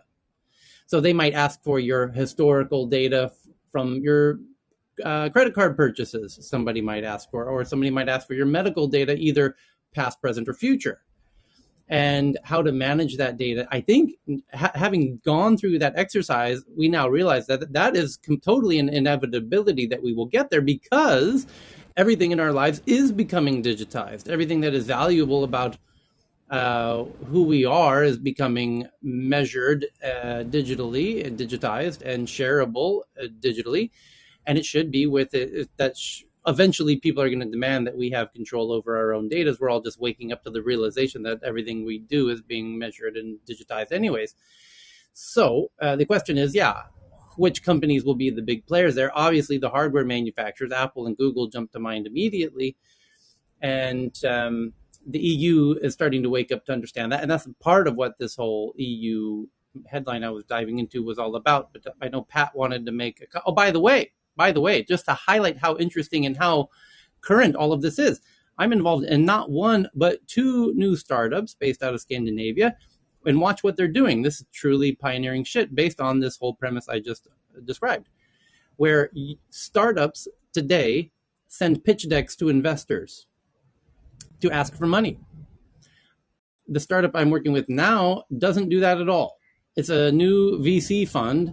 You don't have to send in a pitch deck at all. You just have to give us access to all of your data. We want to know your sales. Give us the actual real-time APIs. Thank you very much. We have this ability to suck in data from whatever management tool systems that you have. And we just suck in all of the data. And based on all of your data, we can tell you precisely the moment that we're interested in investing, and exactly how much we are willing to invest based on the data. So we want to see how many users you have signing up. We want to see how much money they're spending. We want to know how many, the churn rate, how many of them have stopped spending money, et cetera, et cetera, et cetera, et cetera, et cetera. So if they can get I imagine on that, Tyler, that the data, even if it's not a company that they're interested in, the data is still useful. As in, there's obviously going to be some sort of NDA and data policies in place, but the company can. Carl's obviously thinking one step ahead, and of course, they can aggregate all of that data and then see when startup 275 applies. We can now see how well they're doing compared to the other 275. And we can say, this one's the best of breed. This is the one we want to invest in because they're outperforming all of the others in the med tech space in acquiring users, et cetera, et cetera. So Carl's exactly right. Do they offer feedback? Obviously, there's a lot of this is going to be private, but do they offer feedback to the bigger point. Company B, for instance, that happens to be in company A, and I'm talking over people, aren't I? Sorry. No, but here's the bigger point. We're baby steps away from replacing startups and investors with individuals and companies, where your personal data will be, the job employer is going to say, give me your data and I will decide if I want to hire you and how much you are worth to my organization. And by the way, we might make you an offer, we might not, but just give us your data. We'll tell you how much you are worth to us. And if you don't want to accept it, of course, you don't have to accept it, but we'll make you an offer based on your data, how much we think you are worth to us on an hourly, weekly, monthly, yearly basis. This comes back around actually to what we were talking about earlier, where we were saying basically, obviously that micromanaging and monitoring everything that you're doing in your productivity minute by minute is a negative thing. But in this case, if you could collect that, collimate it, and monetize it, then some people might actually want that. They might want their everyday average productivity separated out from the deliverables in an agnostic sense. KPI'd, because you can just hand that data over as an individual and say, look, this is my CV, this is my productivity. You don't have to worry about the certification from University X or this company that you've never heard of. Here's actual raw data at how good I am on an hourly or daily basis. My problem with that is that you can have vanity metrics just like people had in the early days with online advertising, with Facebook and all of these things. You would say, oh, this is the click-through, but nobody did anything right. And, just like how they do in music now, which is people just buy streams. So there's a lot of ways that you can actually just override and overstep just having pure metrics and pure data to say, this is what's happening, because at the end of the day, much like what we have been saying is that the human part of it, which is what is the leadership, what's the management style, and all of these things really matter over particular metrics. Like if Facebook had a particular metric in the beginning and they wasn't moving units, like they wasn't profitable for a long time, but their metrics were going very well when it came to acquiring users and being just a great platform in the beginning, right? So there's a lot of ways that you can just sidestep and override depending on what type of company you're building. Amazon. Can I jump in now, Tyler? Yeah, I was going to hand it to you, Pat. By the way, the next headline is about Amazon suing two companies that dealt in fake reviews for nearly 1 million users, and it's about these reviews are metrics that companies use and users use to decide if they're going to make purchases. This is data that we as consumers use to decide who we buy from on Amazon, which are the reviews. We are sucking in the data ourselves. Well, this was fake data. Back to Damelaire's point, once this becomes a very digitized data-based meritocracy of achievements and industrial athletes, there's going to be the gamification of the data, no doubt, which, to Damelaire's point, which is going to be wild and wicked and interesting. AI supervisors to the rescue. Right. And this is the Amazon drivers are already trying to sue Amazon for saying that you're forcing me to speed through red lights and not take urine breaks and, et cetera, et cetera. Pat, go ahead. Thank you very much, Tyler. I was just going to say that when you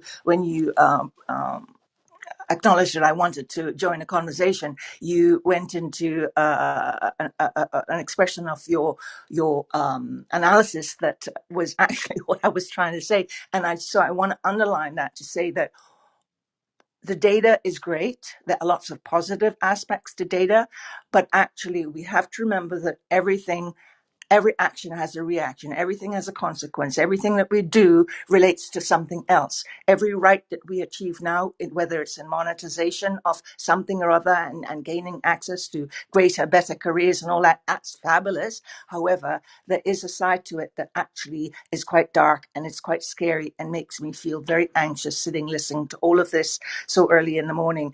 And it's really quite worrying because it's not a premise for down the road. It is happening right now, and it probably has been happening for a good number of years. It's just that AI has taken it to such a tremendous level that it's almost out of control, whether or not GDPR is there, whether or not the EU manages to create something about data. And it's scary because even in what you were describing about that EU article, it sounds like there's a sort of a tentative question mark about whether authorities can access some of the information and data that they regain within their sovereign territory, that where the sovereign country can use and how it can use the data that it then pulls back in, because well, it's happening already, the social credit system. I'm not quite sure who was talking earlier on about Experian and all the credit scoring. The social credit system in China is happening. And don't for 1 second think that there aren't any other governments and countries that aren't thinking, hey, that's a great way of doing things, China. But even before that, I was horrified one day reading the very fine print of the DVLA, which is the driving licensing authority, people who issue your driving license in the UK. Fine print saying this information can be shared within departments. Okay, that spooked me out a little bit, and I dug deeper and deeper. But I do know that across authorities, across departments and sectors in the UK, there is sometimes required sharing between departments, enforced sharing between departments, and potential opting outs possible, but more likely than not, it is required sharing. And that is scary because from a human rights point of view, I don't know that I want some of my medical health information shared with everybody else. It's questionable for your immigration standing if you are in that area where your standing is a little bit shaky, perhaps, or somebody mentioned police earlier on. How do we know that the police already don't have this? I suspect they do. And this happened a lot before the whole AI and data management kind of thing happened. So, it is scary. It's dystopia happening right now. And there's nobody around really pulling together the ethics of the thing. It's talked about, it's discussed, the EU is trying to do something, but where is the real movement? It's just not there. Talk about sleepwalking into, what is it that they said about race in the UK? Sleepwalking into, oh, whatever it is, but we're sleepwalking into this. Thank you. Yeah, Can I add that? I wanted to add that no, like Devil, scammers will scam, I'm just making a note and in Pat's social profile here that she doesn't like this idea. Go ahead. yeah, I just wanted to write that. Thanks. Yeah, I just wanted to say that scammers will scam. People can scam humans, robots, AIs, and blockchain, and we've seen that in pretty much all of the headlines that we've seen today, and we see that even health tech, med tech, social media. So people will scam, and these are. And even though we read the headlines at the same time, there is that human portion of understanding that you can separate your emotion from it and say, where is this happening and what sector is this happening in? And it can seem like they're always happening. However, there's few and far in between. Like you can say, I can doubt that someone in Amsterdam's gonna try and rob people for 200 million in crypto, and that will be a good guess, right, for the next 2 to 5 years. But people will try and do this in different ways over and over again. But that's so to speak that people can scam anything, and that humans make at least. Carl, Okay, you I'm want going to quickly wrap this up because I know you wanted to go, Tyler, and move on. But I just want to say, as someone that deals with data, I mean, yes, there's metrics and there's these numbers, but you still need somebody to tell the story because data can be abused for other things. So you need to tell the proper story with it before we say we go ahead and apply this. And we also need to remember blockchain, AI, AGI, all this stuff, they're just tools to be used. Ultimately, it's up to us as leaders, as humans, to we want to use it. yes.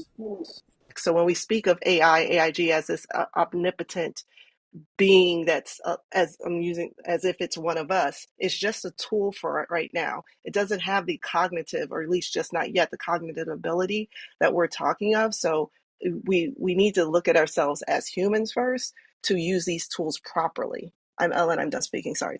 Carl, final word, go. Yeah, I love Pat's contribution as always. Completely agree. The issue at the moment is that we don't even know what we're fighting for. We don't even know what part of our rights are being violated because, again, we don't know where the data is going. The governments are always going to do this because the data is just too useful. It's too incredibly useful for them. They can either go directly to the companies and request through law and courts and everything else, the subpoenas in the US, to get the data from the companies. That's proven incredibly difficult. They can do the likes of using hacks from Iran and everything else that's in the US and CIA and whatnot, and get the data illegally that way. Or they can bring in laws that transfer the ownership of the data onto the user, who maybe will be less conscious about what they're giving access to from their government perspective, and then they can go after the user and then get the data from the user. But they will do it. And the problem is the discussions are at the moment are kind of like this. We've heard a little bit of it here, of this panic sort of, well, I don't know what's going on, and I know this isn't right, and I know my data is somewhere, and I don't want my government to do this, but I don't really understand why. And the issue is we still don't have the transparency. So the first step is getting a system in place somehow that offers transparency. And I would probably even go so far as to say, just, stop worrying so much about what is being requested and asked for and everything else, and trying to restrict it, because we don't even know what we're restricting. So first off is transparency and understanding of an individual, where they can take 15 seconds and they can go somewhere, blockchain, an app, whatever, a centralized government website, whatever, and see exactly what data is where. And then from that point on, we can understand what the problem is, how big the scope is, and then start talking about legislation to try and control it, restrict it, etc., etc. But we have to have the transparency first. Great talk. Thanks, Tyler. Okay. Yeah, But and Black Mirror season 3, episode 1. If you haven't seen it, it's called Nosedive. If you haven't seen Black Mirror season 3, episode 1, it's a brilliant expose of this as, again, a dystopian projection, which ironically was released almost simultaneously with some of the apps used in by foreign governments to do exactly what we're talking about. And if I can chime in on one last thing, the world is changing this week. I'm glad to see Piotr on the stage. Russia, I just think, when you're talking about tech, you're talking about data, you're talking about cyber security, you're talking about trust, and all of these things. This next chapter, with Russia's dancing with Ukraine, and people can use a better word, we might be turning a page to a very different digital life if we're really going to be put at risk because of how I'll say in some ways sloppy the way that lots of companies manage the data. So I just wanted to put that perspective on this because these we are reporting, or not we, but there are reports constantly about giant cybersecurity issues. China, Russia, state sponsored, not state sponsored, all these things. And I just you inspired that my bring up this point, Piotr, because I've been getting anxious about all these radar, what do they call it, the saber rattling things that are happening. And these days, saber rattling has a digital edge. So this is David on the Clubhouse side, and I'm done speaking. A quick follow up on that point. It's being reported that the Ukrainian government websites have been hacked as of about 5:30 p.m. The Ukraine Ministry of Foreign Affairs, the Cabinet of Ministers, and the Parliament all experienced outages around 5 p.m. local time Kiev. Ukraine's Minister of Digital Transformation wrote in a Telegram post that the outages were caused by a DDoS attack. According to NPR correspondent Jenna McLaughlin, Ukraine's government was hit last month by a massive cyber attack, which a top Ukrainian security official blamed on Russia. Russia? What? Oh my goodness. So can I come in here? Go ahead, Piotr. No, I'll be very quick. I know because you want to move on. I would just say, in light of what was just said before, look, this situation in Ukraine is I do agree with the White House assessment that it is only the beginning, but I think it shows you just the sheer power of technology and propaganda as it is in the 21st century. We saw that a lot during the Second World War with leaflet dropping and other methods to try and sort of, harness. That's a great point. Yeah. Harness the sort of the method of media and other streams. But as we move towards, Web3, metaverse, this isn't my area of focus as much as just geopolitics more broadly. We really need to find a way to find a centralized and coordinated response to this, because whilst democracies are, more of an appealing way to live, they are much more at risk to, because we share everything and they're much more open to sort of interpretation and whatever. So anyway, the point I'm trying to get at here is, the Russians have been utilizing information warfare and propaganda in a way that I think we just have to acknowledge the sheer skill of the propaganda machine that is Russia. Check this out. Sorry, Tyler, do you want to say something? Yes, I have to follow up with this one. Who shared this with me? It's got to be our friend Johan. Where did it go, Johan? Somebody shared with me a brilliant post of what was in recent hours reported to be a live stream of Putin's internal top advisors, including the Sergei, the head of foreign affairs, and the head of the intelligence agencies, were both in the meeting, and they were broadcasting it as a live stream. Yet the times on their watches indicate that it had been recorded 5 hours previously. Yeah, that's what I sent we've it seen as that. a direct message to you. Yes, I can't find it. We've seen that used already.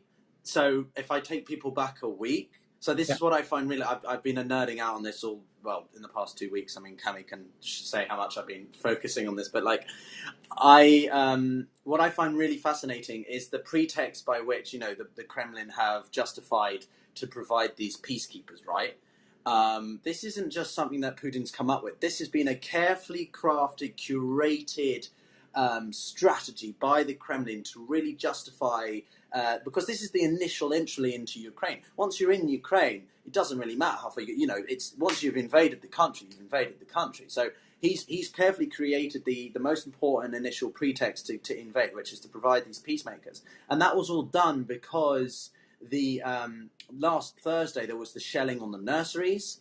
which the Russian separatists claim were the Ukrainians, and the head of the DNR, or Donetsk People's Republic or National Republic, was seen to be releasing a statement on the Friday saying we are calling on Russia to provide us protection, and then the Russians utilised that as a reasoning to withdraw or help evacuate members of those separatist areas into Russia for their safety. Of which also some of them were given 700,000 passports, approximately, have been given to these people to justify them as Russian citizens. But actually, the BBC and a few other media outlets did a reading of the metadata of that speech by the leader, and it was actually filmed on Wednesday. It was actually filmed a week ago. So they filmed it 2 days before, did the shelling, and then released it as a way to try and falsify the reasoning to protect, and then obviously Putin continues his bullshit. Oh yes, I'm interested in diplomacy. He wastes 3 hours of Macron, President France's time, by saying yes, we'll hold a diplomatic summit with the president of the US. You guys can mediate. We'll meet the Germans later this week, etc. And then 3 hours later, he says, or the next day, or 3 hours later after he's discussed in a subsequent call with Macron, hey, actually, I'm going to recognise these republics. Oh, and actually, an hour later, he's holding this, 1 hour, he held a 1 hour video speech to talk about, his reasonings, etc. And then, 3 hours later, he gives the go-ahead for the peacemakers to go in. But the very last thing I think is really interesting, though, is he still hasn't actually sent any in. There are no verified reports that Russian troops are actually in Ukraine yet. So people are beginning to think, is he actually still going to follow through with this? Or is he just is this like a double bluff? And he's actually just pushing and pushing and pushing the point that he's going to send in troops, but then he isn't actually going to. Or is he actually going to, and then he's going to go somewhere in Ukraine? Basically, we've gotten to the point where there's so much propaganda, disinformation, grey zone, hybrid warfare tactics that, you just don't know what to believe anymore. And it's just, I just got to take my hat off to the propaganda machine, because it's incredible. And I am terrified for what this means for the future in terms of maybe China and Taiwan and just anywhere. If they look to Russia and the skills that they've done with this, because Russia doesn't have the power to go up against NATO, but they do have the power to completely confuse people and just mess around in this destabilization method. So anyway, sorry, I'm going on, but it's just fascinating. Piotr, can I pick up on that as well? Because we are right. It's a perfect storm is brewing with fake media, fake, fake, literally the videos, right? Completely fake. Not just it's beyond fake news. It's showing videos that look real, and then the fact that is more, anything dramatic is more engaging to the human mind. I mean, we're right at the precipice, potentially, at a perfect storm of the rise of power of these bad actors using the digital fabric that connects us all, as well as has a direct connection right into our psychology, right? Can I? And Can I? so, Oh wait. Wait, can I just, yeah, so I that's just wanted to cool. finish. I just wanted to finish with that, because if you do take a step back and you're doing the calculus of all these things, there is absolutely a perfect storm going on that's about to just be set forth on our digital netizen life here. So I just wanted to point that out to everybody. Can Yeah, I David, wanted it's to add. asymmetrical warfare. I Yeah. just want to add that in. It's just, as Piotr explained, it's just another aspect, which is, it is interesting. You do need to follow. It's asymmetrical warfare. We've got, troops on the ground, nuclear. You've got all these options. You've got the standard that we think. Then you've got the cyber warfare. Then you've got the information and disinformation and creating chaos. And to Piotr's point, they're kings of this. They're very good, and people need to. This is very dangerous. Yeah, I wanted to just say that this is quite normal. Just like when you look historically, communications is one of the first things that you break down when, at least with your enemies, and what you disseminate as well when you're preparing for this type of charge, right? And, trying to run how data is moved. And, we're talking about data on computers, but when you're working with intelligence, that's the main thing that you have. Whoever knows what moves are going to be made in the future is the person that's possibly going to win, right? And that's everything that we see But within David, from it's not. for at least 500 years ago. It's So not Damilar, where they're I going. would It's just getting to say, sorry, populations. creating it within the population. It's not getting ahead of again, Is data. What are they doing? Where are they going? As one, but what we're describing here is getting into the population and creating either chaos, uncertainty, etc. So that's the form Well, I'm well, sure there's historical precedent Yeah, where this no, has happened prior. so that is absolutely not my point, Demalar, with all respect. Because I remember when 9/11 happened, I remember getting anxious. My dad, a Korean War vet, he was trying to get me to chill out because that was a very dramatic, that whole thing, like going to war and such a, that we had to do. That is so far in history in terms of how our digital screens are not only being used, but how they affect us individually. And that's kind of my points I wanted to put out there, because I want to really punctuate this point about how it's not like it, how it's ever been in the past. And it's all what you said was spot on with the general importance of what your objectives are when you're trying to go into conflict, but the effectiveness of these strategies of it. And then I'm gonna also try to punctuate again, creating videos that aren't even real. I mean, there is. That's why I'm saying that, like, that there's this rise of not just the fake information. You get somebody to jump, to with the last administration, just to kind of say, hey, this you pick your facts, I'll pick mine, and I'm here, just to do my speaking from here with the microphone, with this president's megaphone. This is different now with actually being able to have the video that's very sensational, very dramatic, and it's going to be hijacking a lot of just our human psychology. So I just wanted to, if you don't mind, just wanted to really punctuate. It's going to be different, everybody. It's going to be different than Okay, than yeah, it yeah, was in the I past. just I want to totally echo. agree with you on that point where it's different, right? But it's still communications, right? At the end of the day, which is my point. My point was generally to be more general about it and how people go about it. Yeah, Russia seems to be the greatest at it, but when you're working with these two type of entities, I'm gonna say NATO and Russia, right? I don't want to necessarily put Ukraine in there as I just heard the president today, and he was talking about diplomacy, and he understands that this is Ukraine doesn't have a security alliance with anybody. So that's why I say NATO versus Russia, right?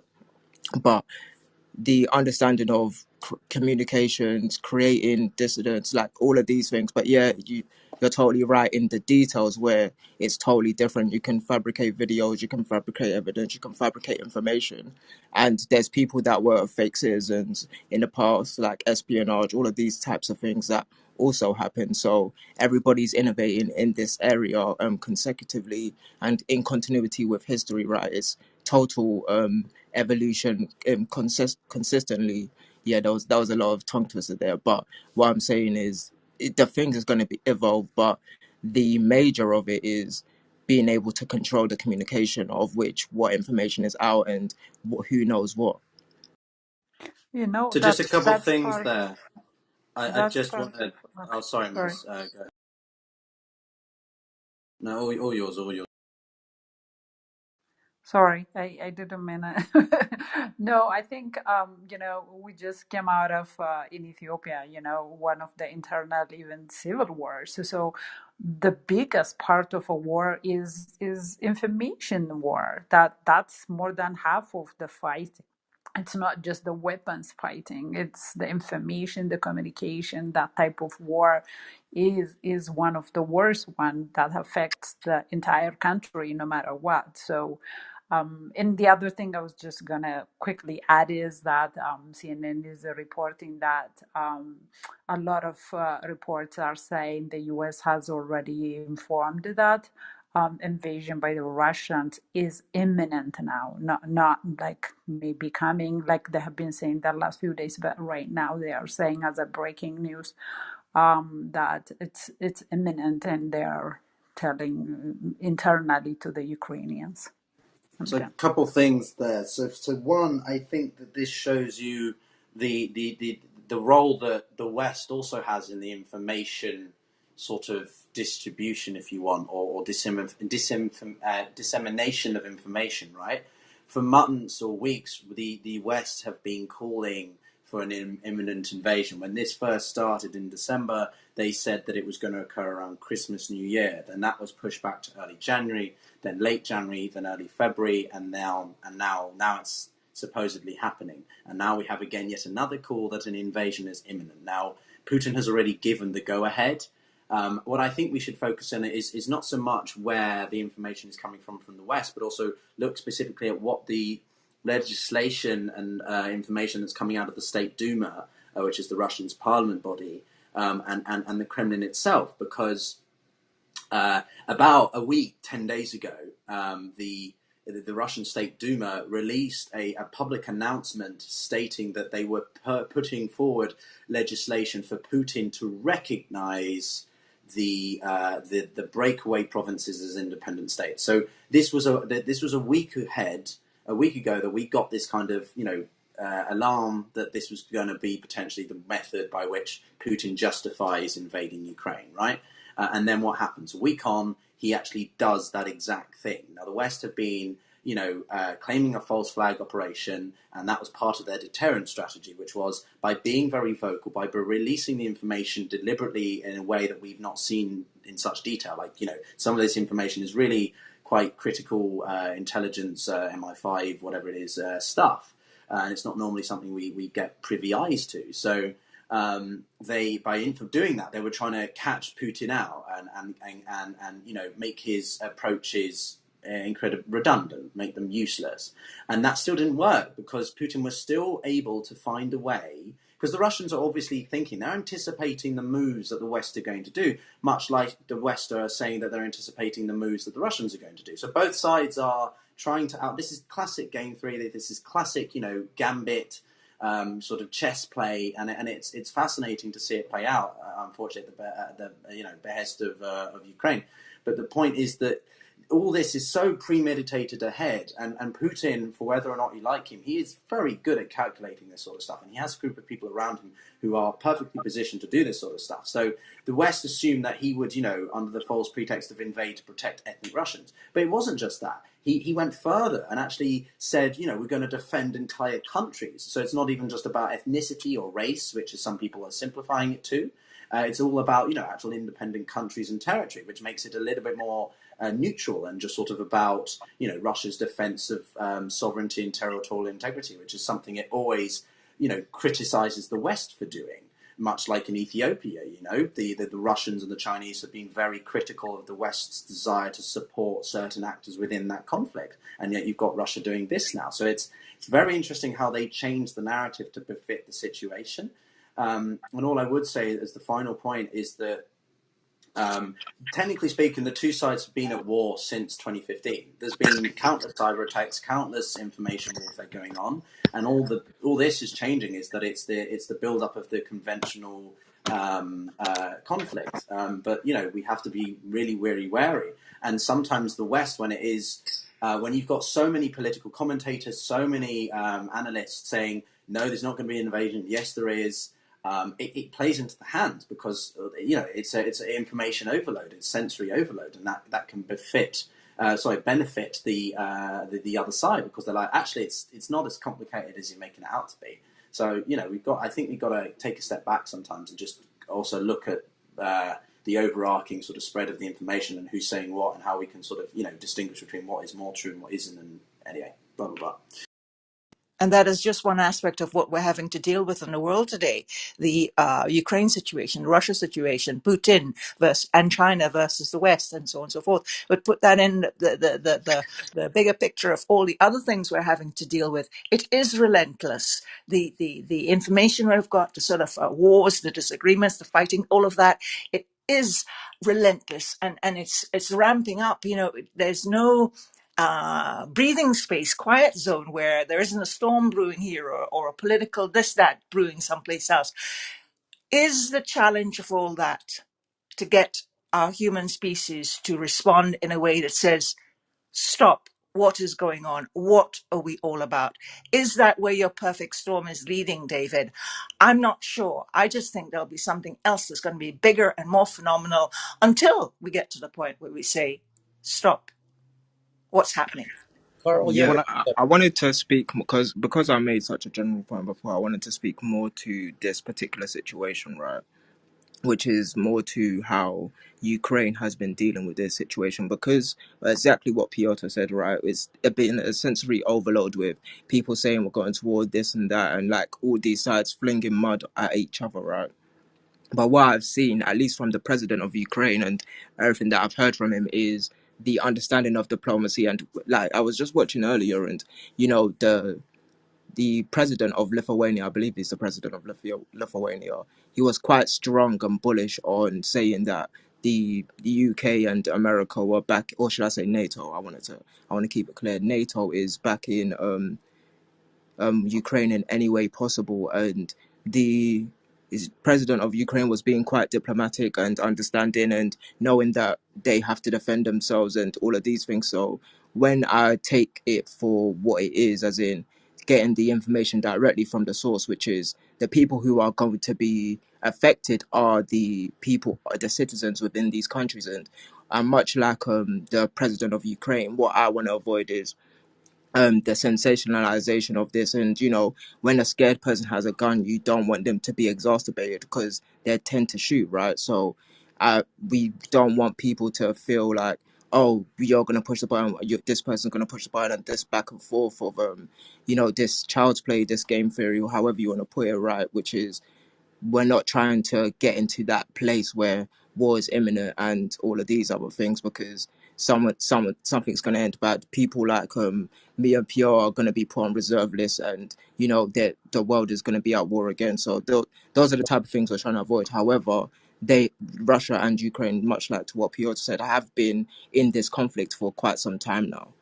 Okay, I'm going to hand it I to would Carl. just Hold on a second. I'm going to hand it to Carl because he has his hand up for a while now in Twitter space. But before I do, Carl, let me just update everybody that ABC News is reporting live right now that Ukraine's leader, Zelensky, is now calling up reservists and urges citizens to leave, Ukrainian citizens to leave Russia immediately. Ukraine has urged its citizens to leave Russia immediately. The country's foreign ministry announced just minutes ago. Ukraine President Zelensky has also called up reservists age 18 to 60 for a maximum service of 1 year, according to Reuters and the BBC. It comes after U.S. Secretary Anthony Blinken called off his tomorrow's meeting with Russia Foreign Minister Sergei Lavrov. So the reservists are already happening in Ukraine. No doubt that would be the first place. Carl, you were trying to jump in. That's okay, very kind of you. I kind of wanted to, because we're kind of very politicky, and obviously this is a key topic at the moment worldwide in every discussion. But I kind of wanted to pull it back to tech a little bit, and that this isn't, as like what other people have said, this isn't anything particularly new. You know, you had the demonetization of Napoleon. You had the British dropping flyers on the German lines to show them how much better it was on the British side. You know, this kind of misinformation propaganda is hundreds and hundreds, you know, thousands of years old. The difference is with it now is that with the usage of, as many people have said, and I'm just saying it differently, I suppose, is that, you know, the usage of the digital age, social media, the virality of of clickbait headlines and that kind of thing, and especially how I think the US media leads in this and sensationalization, is that it's much more of a nuclear bomb now. Is in like a gun kills a person, a knife kills a person. A nuclear bomb is very different. It's very easy to trigger, and the devastation is something that almost everybody cannot comprehend. They don't really understand really what it's like to set off a nuclear bomb. And that's kind of the situation that I feel that this is in, is that you've got like, it's almost as if we keep having these instances in the world now, on the world stage, where you have individuals with their own priorities and their own narratives, and they're kind of on two sides of a line, and they're like kids, and the kids are yelling things at each other, and the dads are there, and they're putting the dads in the situation where they cannot not fight, if that makes sense. Is in the people who end up having the fight might have ended up in there. They may have actually just walked away from each other after yelling a little bit.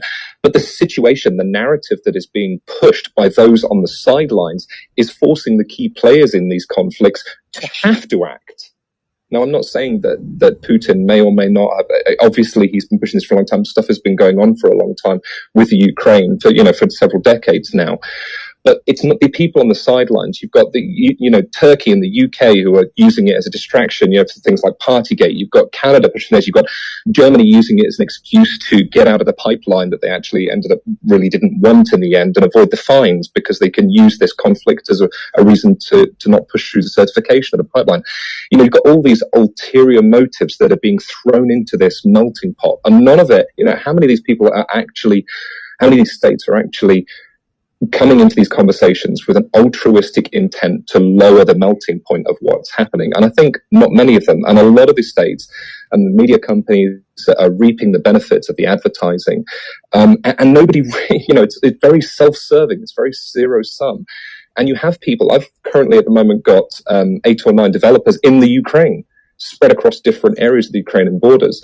And several of them are genuinely considering going to Poland for the foreseeable future. I was talking to a good friend of mine over in the Ukraine who's terrified because he has family and land in the Ukraine. What he's scared about is he's scared about going to Poland and then coming back and finding that the area that he lives in, which I'm not going to disclose, is now occupied by somebody else. And the laws of his ownership of his house and his land and his businesses that he has there are no longer respected, and it could all be taken away from him. And that's the human story of this. And so while you have all the media outlets pushing the narratives that get the clickbait, and you have all of the political parties who are throwing their oar in to yes, help on some level, but also get their own narratives pushed through and their own things that they want to get their own benefits from this conflict. The human story of the people who are just trying to goddamn live in this region is really largely being forgotten. And I don't think we fully understand how this age works because it's just so fast. You put out a title, a clickbait title. We've seen so many retractions over the past couple of days from the likes of Bloomberg. And it's ridiculous because it's akin to being in a courtroom where somebody says something shocking and then the whoever's running the courtroom says, please ignore that. It's like, well, you can say, please ignore that all you like, but the jurors are still going to remember it and they're still going to carry the emotion of that moment. Nothing you say is going to remove that instance from their memory. So the legalese that we're implementing here doesn't really help lower the melting point. And again, it's individuals like the people I work with who are really, really suffering here.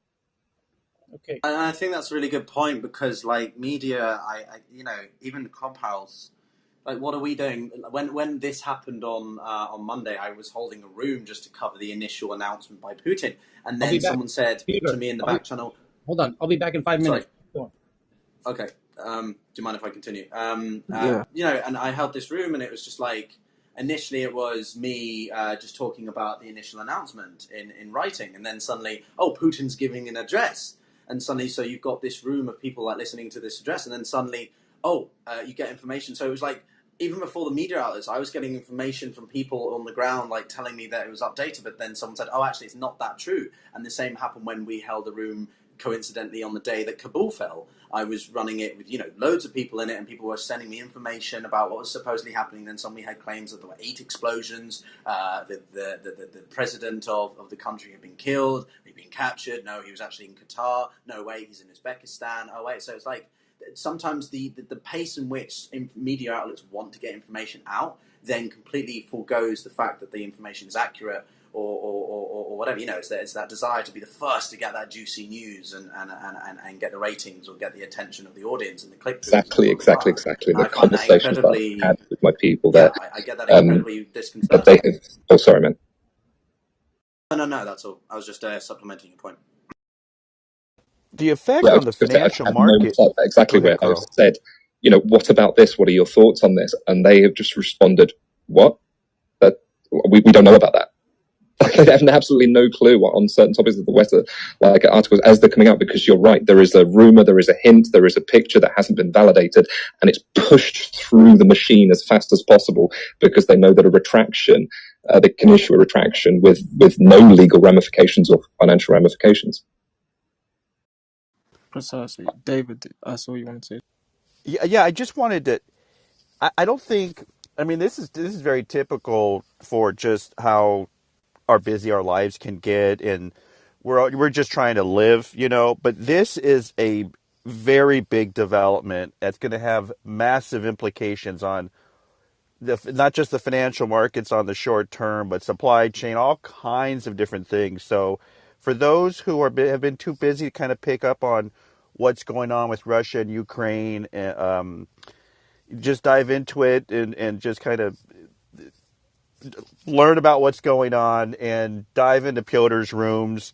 He's an expert, along with some other people on Clubhouse, on this matter, and so I just this is, and maybe it's post traumatic stress or something, but this is going to be a big deal, and I get really concerned as a adjacent point with regards to China and Taiwan, but that's a different point. Just I while we also wait for I have wanted to keep it. I just wanted to say one final point, and then I'll shut up because I know but this is my section, I suppose. But like, I think the thing that's really interesting about this is just is the rate at which we still don't know what Putin's final objection is. The information is pointing to one thing, and we've got scenario. This is the problem with geopolitics: is so much of it forecasting and forward thinking. I have one scenario that I think is most plausible, but then you've got other people claiming that it's going to be the entirety of Ukraine that is going to be invaded and attempted to be taken over. Is it going to be an installation of a puppet government and the removal of Zelensky and his government? I have friends on the ground in Ukraine, in Kiev, who said that the city is full of the army, and they're building fortifications, which isn't sort of a scare tactic like that. An imminent invasion to Kiev is about to happen tomorrow. It's precautionary, it's preemptive, because the military are going to take those steps to sort of, like they did on the inauguration day of Biden. I live in DC, and 5 days before, the entire city became like an apocalypse now, with fencing everywhere, the boarding up of the buildings, just in case that there was a repetition of January the 6th that had gone 2 weeks before. So, but the problem is the media then looks at that and goes, it's imminent, bombings, and it's like, no, it's just quite rational, preemptive measures to try and slow down the Russians as much as possible. As I say, the curation and time that it has taken for Putin to put together this justification to invade Ukraine from the east, I do not believe he would then throw that all out of the window to then just go, all right, Belarus, we're just going to invade from the northwest in a conventional military fashion, because that would be a complete, blow in the face, or whatever the expression is, of his of what he's done in the east. He's justified this through these careful manipulations and with the media and whatever to his people, that he has to go into these sovereign republics to in quotation marks sovereign republics to defend them. And then what? He's going to throw that all away by just undertaking a completely conventional invasion from the northwest to take the capital? I highly doubt it. I think there's one particular scenario that is most viable, which is that he'll try and recreate what's called Novorossiya, which is a historical old part of Ukraine that covers much of the eastern part of Ukraine and then the south, and connects all the way to Moldova in the southwest of Ukraine, because it connects the Black Sea, it connects Crimea, it cuts off Ukraine from the Black Sea, and it connects to this other breakaway claiming sovereign state called Transnistria, which wants to be incorporated into Russia. And there are reports that people were meeting in Moscow to do that yesterday from Transnistria. So for me, that's the most feasible scenario. But who knows? It's really hard to see tell. in So in a, anyway, in addition that's me nerding out for the time.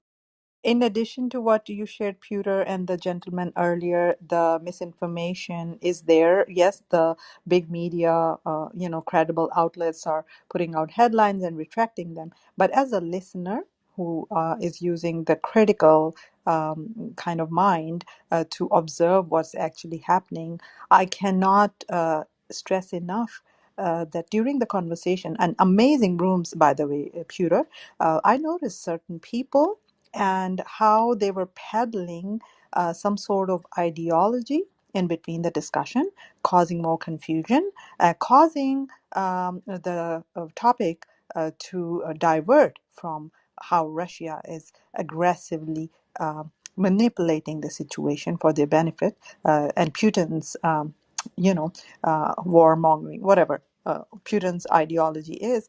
And they were insidiously sharing some information, which I thought was another way of social media warfare. So we have to be very mindful of such conversation as well, because there were some people that I heard totally peddling Putin's narrative, and also peddling that people in US are aligning with that mindset, which I don't think is true at all. So it's not only the credible news sources, there are embedded people on social media who are causing confusion and diverting the attention from the real atrocities that are being, taking place in that region, and trying to promote another type of mindset that could be pervasively affecting people's thoughts and what reality is and what their ideology is. So I just wish that everybody would be really mindful of when they are listening to different uh, opinions. Hey, Piotr, if you changed your opinion, because I've been listening to you in many rooms, for quite some time, and you had thought maybe Putin would just do a small incursion, but now you're talking about something much larger. So it seems that, I mean, obviously there've been events of the last several days, but it seems that you now think he's going to make a much larger move than I think you thought 2 or 3 weeks ago, correct? Well, I'll be as succinct as possible. Let's take a step back and think about this. When you're trying to forecast, you have to think of every plausible scenario possible, even those that are in action, i.e., nothing changes, the status quo. So what I thought for a long time was that Putin he would build, as in build up presence on the eastern borders around the drills with the Belarusians. Are a deflection or distraction tactic to focus on the main theatre, which is the eastern part of Ukraine. It always has been. But then, there are other scenarios. What kind of invasion are we talking about? Is it going to be a very minor incursion into the very eastern provinces? So you've got Donbass, which is the area already controlled by the separatists and has been for the past 7-8 years. But then you also have the actual administrative regions, which is Donetsk and Luhansk. And people often get these two confused. They use the words interchangeably. Then they're very different things. Two are clearly defined provinces of Ukraine, whilst the third is the area that has come to be known as Donbass, which is controlled separately.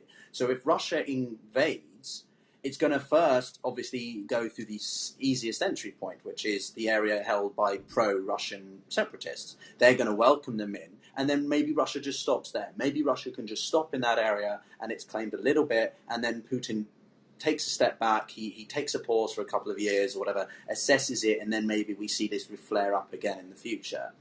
Or he then continues further inwards into Donetsk and Luhansk, and takes those entire provinces, which is a sizable chunk of eastern Ukraine. That is what is seemingly indicative, because he's recognised those two states and has given the go ahead for the Duma to grant the military to conduct operations across foreign borders, right? So he recognises Donbass as part of Russia or whatever, but then he's going into Donetsk and Luhansk, so that's foreign land, so now that's actual invasion properly. Like, you can't dispute that. Well, at least he says you can. You can't, because you see the grey areas here? But then, is he going to stop there? Is that as far as he wants? He's going to stop at Luhansk and Donetsk. That's like scenario 2. Scenario 3, he goes all the way eastwards, the Dnieper River, and just takes the whole eastern part of Ukraine. That's a larger incursion. That's a proper, sizable invasion. Or does he go more southwards to the scenario that I described earlier, scenario 4, which I think is the most feasible, most plausible, because it connects the history, it connects the strategy, it connects the ethnic Russians point. Logistics with water to Crimea as well. And water. Yeah, for me it's the most sensible. Or scenario 5, does he take most of what we identify as more Russian-speaking Ukraine, and that is heavily determined by, is this about crops? Is this about controlling the export of crops, wheat, metal, whatever barley, which Ukraine is the largest producer of crops in the world at this point. I think it was like 33 million or so billion or whatever it was last year. I can't remember the figures exactly, but it's a bread basket of Europe is what it's known as. Or does he just go scenario 6 and just take Ukraine entirely? Or does he go further than that? He takes Ukraine and then he's like, actually the Baltics look nice. I might try and take those because he's got a port in Kaliningrad. You could arguably say he's going to support an operation from the west with the naval support and the aerial support, and then he tries and takes the NATO states. I highly doubt that because that's Article 5 being initiated, which is to attack one, attack all of us, and that's World War III. Or is he completely losing the plot and he just right, we're going to nuke? I that's not happening, but that is still a possible scenario. So you have to take in even the most maximalist and extremist and even the most minimalist and reductionist in the sense that he might just pull out completely and come to the negotiating table actually. But sorry guys, that was all just a big bluff. I'm here to negotiate. I want Nord Stream 2. So, but isn't one of the biggest parts of this too is just what kind of response is happening, right, with NATO, and just like you said, this war has been going on, due to the Crimea since 2015 or something. So there's been this bit of a slippery slope, and so if NATO's going to look out for NATO's interests, but what kind of if that's going to be the response, just that the line drawn, like you're saying, I forgot which scenario you were painting it as, but if that's kind of going to be the line, what does, I guess my question is, what Ukraine had a period of time that they were going to join NATO, but they didn't, right? So that's partially why we're here, but. I don't know. You're the expert on this. It's fascinating to hear you speak to it, and it's stressful to even think about all these different things. Yeah, I mean, I've had like 4 hours sleep the past 3 nights. Each time it's my actual work is flurry right now, and I mean, I think the most plausible scenario is what I'm calling the Nova Russia or New Russia scenario. And if you just type in New Russia, go to Wikipedia. Don't worry, I'm not using Wikipedia as my source. It's just there's a very good image. And you can go on my Twitter, actually. I tweeted it. The image from the 1897 map that the Russians have somewhere. It's been updated, but the point is it gives you a clear idea of the territory that Russia could potentially acquire. But to the point of whereas this is all being driven from Putin's hatred of what he feels is the lie that the West have been telling about NATO, as well as his disbelief in Ukraine as a sovereign state. He's never fully seen Ukraine as a sovereign state, and in his speech, both yesterday and on Sunday, he was very critical of Lenin. In actually sort of giving the Soviet Union states the idea that they could actually be states of their own. They're like, no, they're just part of this bigger, white, greater Russia, as it's known. And it's not the direct translation, but that's basically what it means. So this all stems from Putin's belief that back in the early 90s, when the Soviet Union collapsed, both the Eastern Berlin government and the George H. Bush administration promised, in verbal promise, that's the key point here, that NATO would not expand. The Eastern German government said the reunification of Germany and then Germany into NATO would be the end. And then Secretary of State James Baker said, not one more inch. Very famous quote, supposedly, that he promised NATO would not move 1 inch further. And then and the Bush administration were very careful not to celebrate too much. If you look at history, the response of the West, particularly the US, in response to the collapse of the Soviet Union and end of communism, was quite muted. And they did that deliberately to prevent antagonizing the Russians as sort of rubbing it in their face that it was sort of, we've won, you've lost, you're the losers sort of stuff. But then you had the change of administration, and Clinton came in, and Clinton, for all the good he did in some places, he did some errors, and one of them was incorporating some states, the Czechs and others, into NATO in the first round. And then you had, and in this time, Putin was growing through the Russian elite, from being the mayor of St. Petersburg to being suddenly the prime minister of Russia. No one knows who this guy is. He's a former KGB agent. He's come from a very poor background, but it was all about building the network. And then he became prime minister. And then what did he do as his first presidential role? He goes in and he clamps down on the insurgencies in the Chechen war. And then he goes to the West and he meets President Bush in his estate in 2001. And Bush stands there on the podium and says, "I can trust this man. I look at him in the eyes and I think he's reliable, he's genuine, and I think he can be a pro-democracy supporter." And then Putin has the meeting with NATO and they establish the Russian NATO Council and everything's looking very cushy and very positive in the early 2000s. And then shit begins to change. Putin begins to face paranoia and backlash from internally. And then you have the second round of NATO ascension states. And then that's when Georgia 2008 happens, and that was a warm-up for what we've seen today. The Ukraine has always been the crux of this, because historically it was the crown jewel in the Soviet Union, because it's where Russia comes from. It's Kievan Rus, it's the birthplace of the Russian state in many ways. So for Putin, who looks at this from such a historical way, for everything that he is a pragmatist, he's also driven greatly by identity and ideology and culture and history. And so he's a weird blend of, realist but also idealist in a sense. And so this is why Ukraine is so important. And I'll end it there.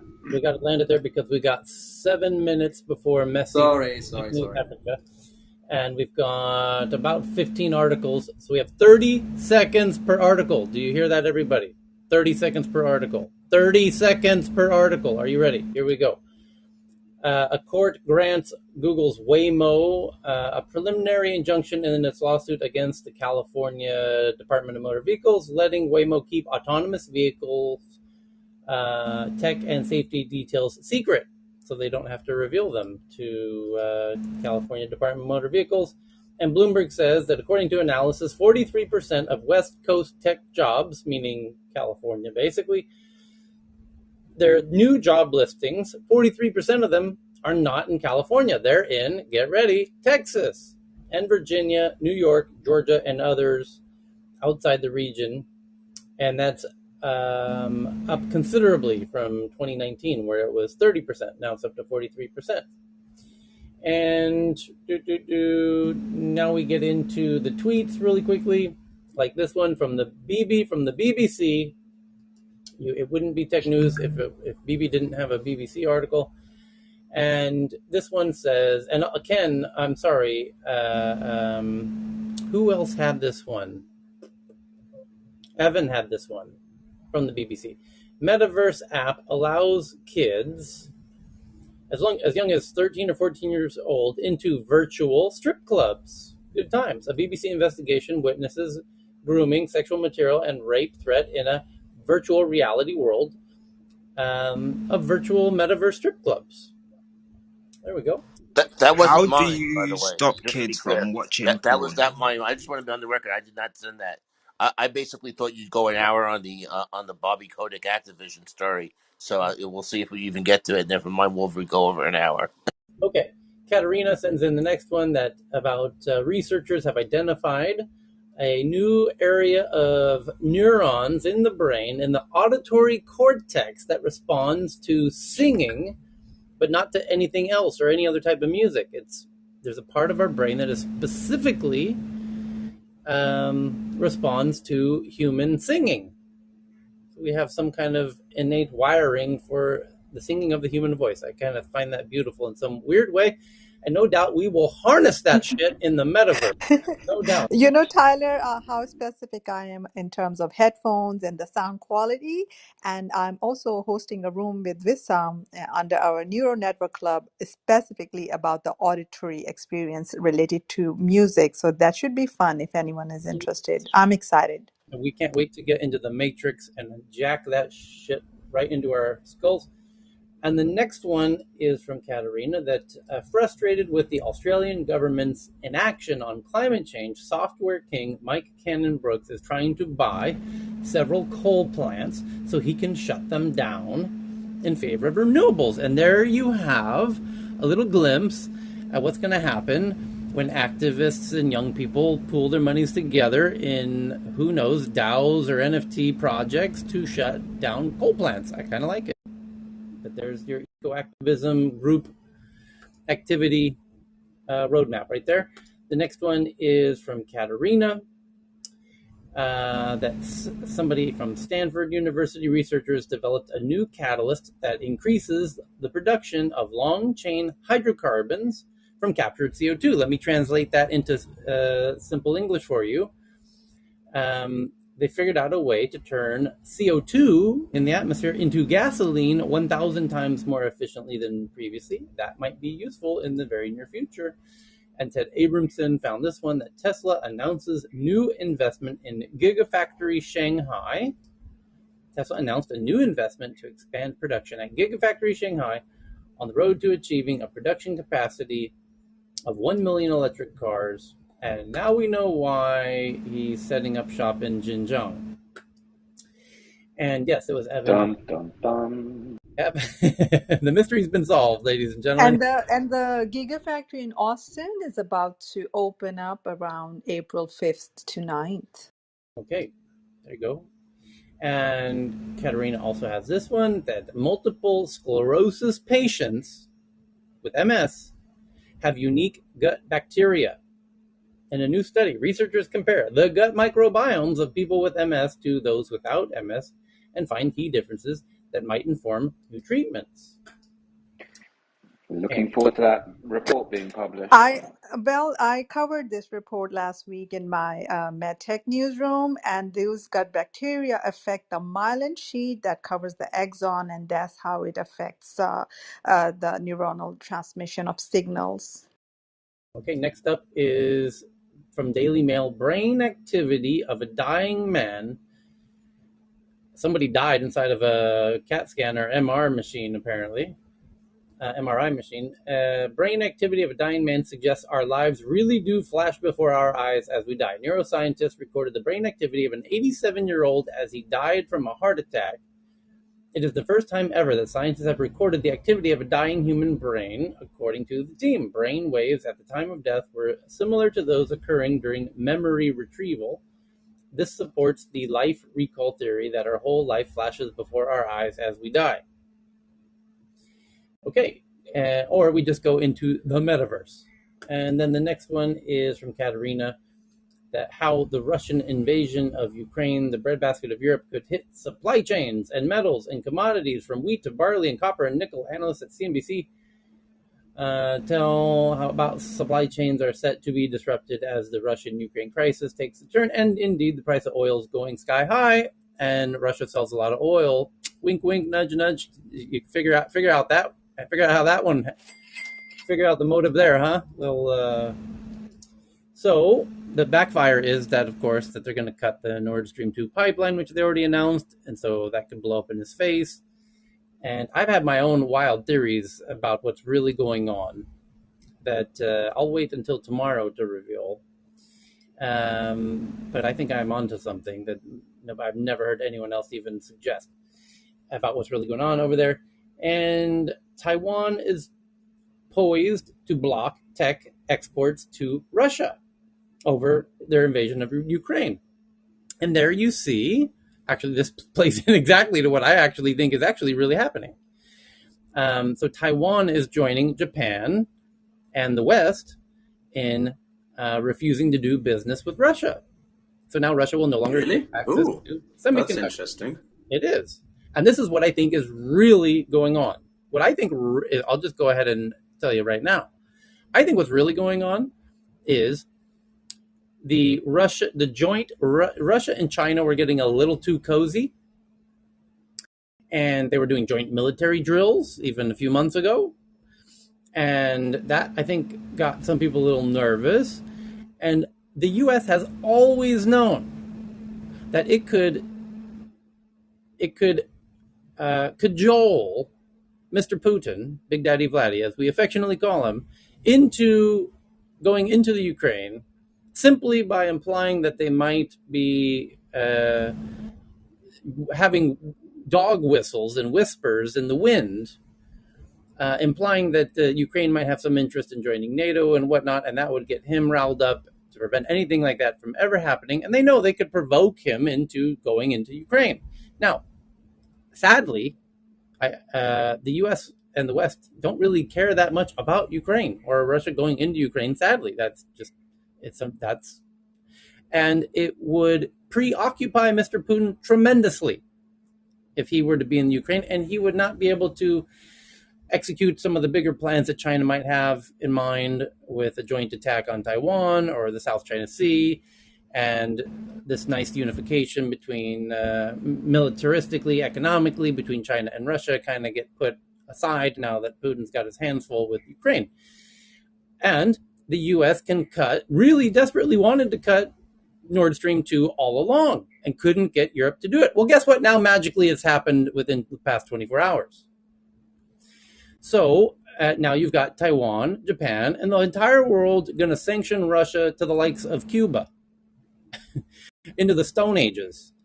And that might set the stage for enough social unrest in Russia that it might actually lead to Putin's downfall if he overextends himself into Ukraine. And I think they're going to intentionally provoke him into doing exactly that. So we'll see. But this Taiwan poised to block all tech exports to Russia, and Japan doing similar things, and the whole West doing the same and cutting off the oil pipelines, which is their revenues, all coalescing simultaneously. Let's see. You didn't add Qatar. You didn't add Qatar into the mix. Yeah. And Tyler, but Even without direct effect, right? Like, oh, sorry, cool. oh, just a quick fun point that actually Ukraine sold a lot of weapons to China or the technology to China, but right now Taiwan's on board with the U.S. ally, so actually Russia is less a threat if you consider the weapon things. Okay, I'm done. Thanks. Okay. Next is the Taliban confront the realities of power. According to the New Yorker, the Taliban fought for decades to retake Afghanistan. That's true. But promises of a new start are already colliding with internal divisions and external opposition, and it's not all gravy as the Taliban thought it might be running Afghanistan after all. They spent a lot of time planning on how to take it back, and not a lot of time planning on what happens after the dog catches the ambulance, as we say. It ain't easy running a country, and they don't have a lot of experience in doing that, and it's not fun. Not fun running a country. The next one is that the robotic dogs that we've covered many, many times over the many months are now being fitted with rifles. Yes, robot dogs can now carry sniper rifles on their backs. While experts are campaigning for stricter regulations on killer robots, a military robot maker strapped a sniper rifle to the back of a quadruped robot dog. So watch out for the robot dogs on the battlefield. And we covered the lawsuit. Amazon is suing the fake review company. LinkedIn's head of content breaks down its new podcast push as LinkedIn pushes into podcasts. Okay. And then somebody, I forget who, my apologies, sent in this really interesting one about the world's smallest battery powers computer the size of a grain of dust. The world's smallest battery has been designed to power a computer the size of a grain of dust that could be used as discrete sensors or for medical implants. And then the last one is from PT Yoder, that Reuters is claiming they have an exclusive that facial recognition company Clearview AI, that's our old friend Charles Johnson, seeks big deals and discloses new team members. Clearview AI, whose search engine for faces has become an unrivaled police tool this year, is aiming to win its first big U.S. government contracts. And there you go, from Reuters, exclusive. Okay.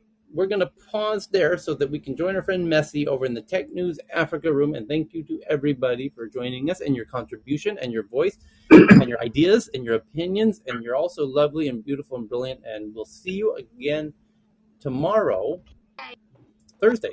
Thanks, Tyler. Thank you, everybody. Thank you. Tyler. Thank Hope you. to Thank see you you. so much, Thank you, Yoda. Have a Tyler. good Awesome evening. contributions. Thank you, dude. Thank Thank you, Mr. you. Crowley. You're welcome.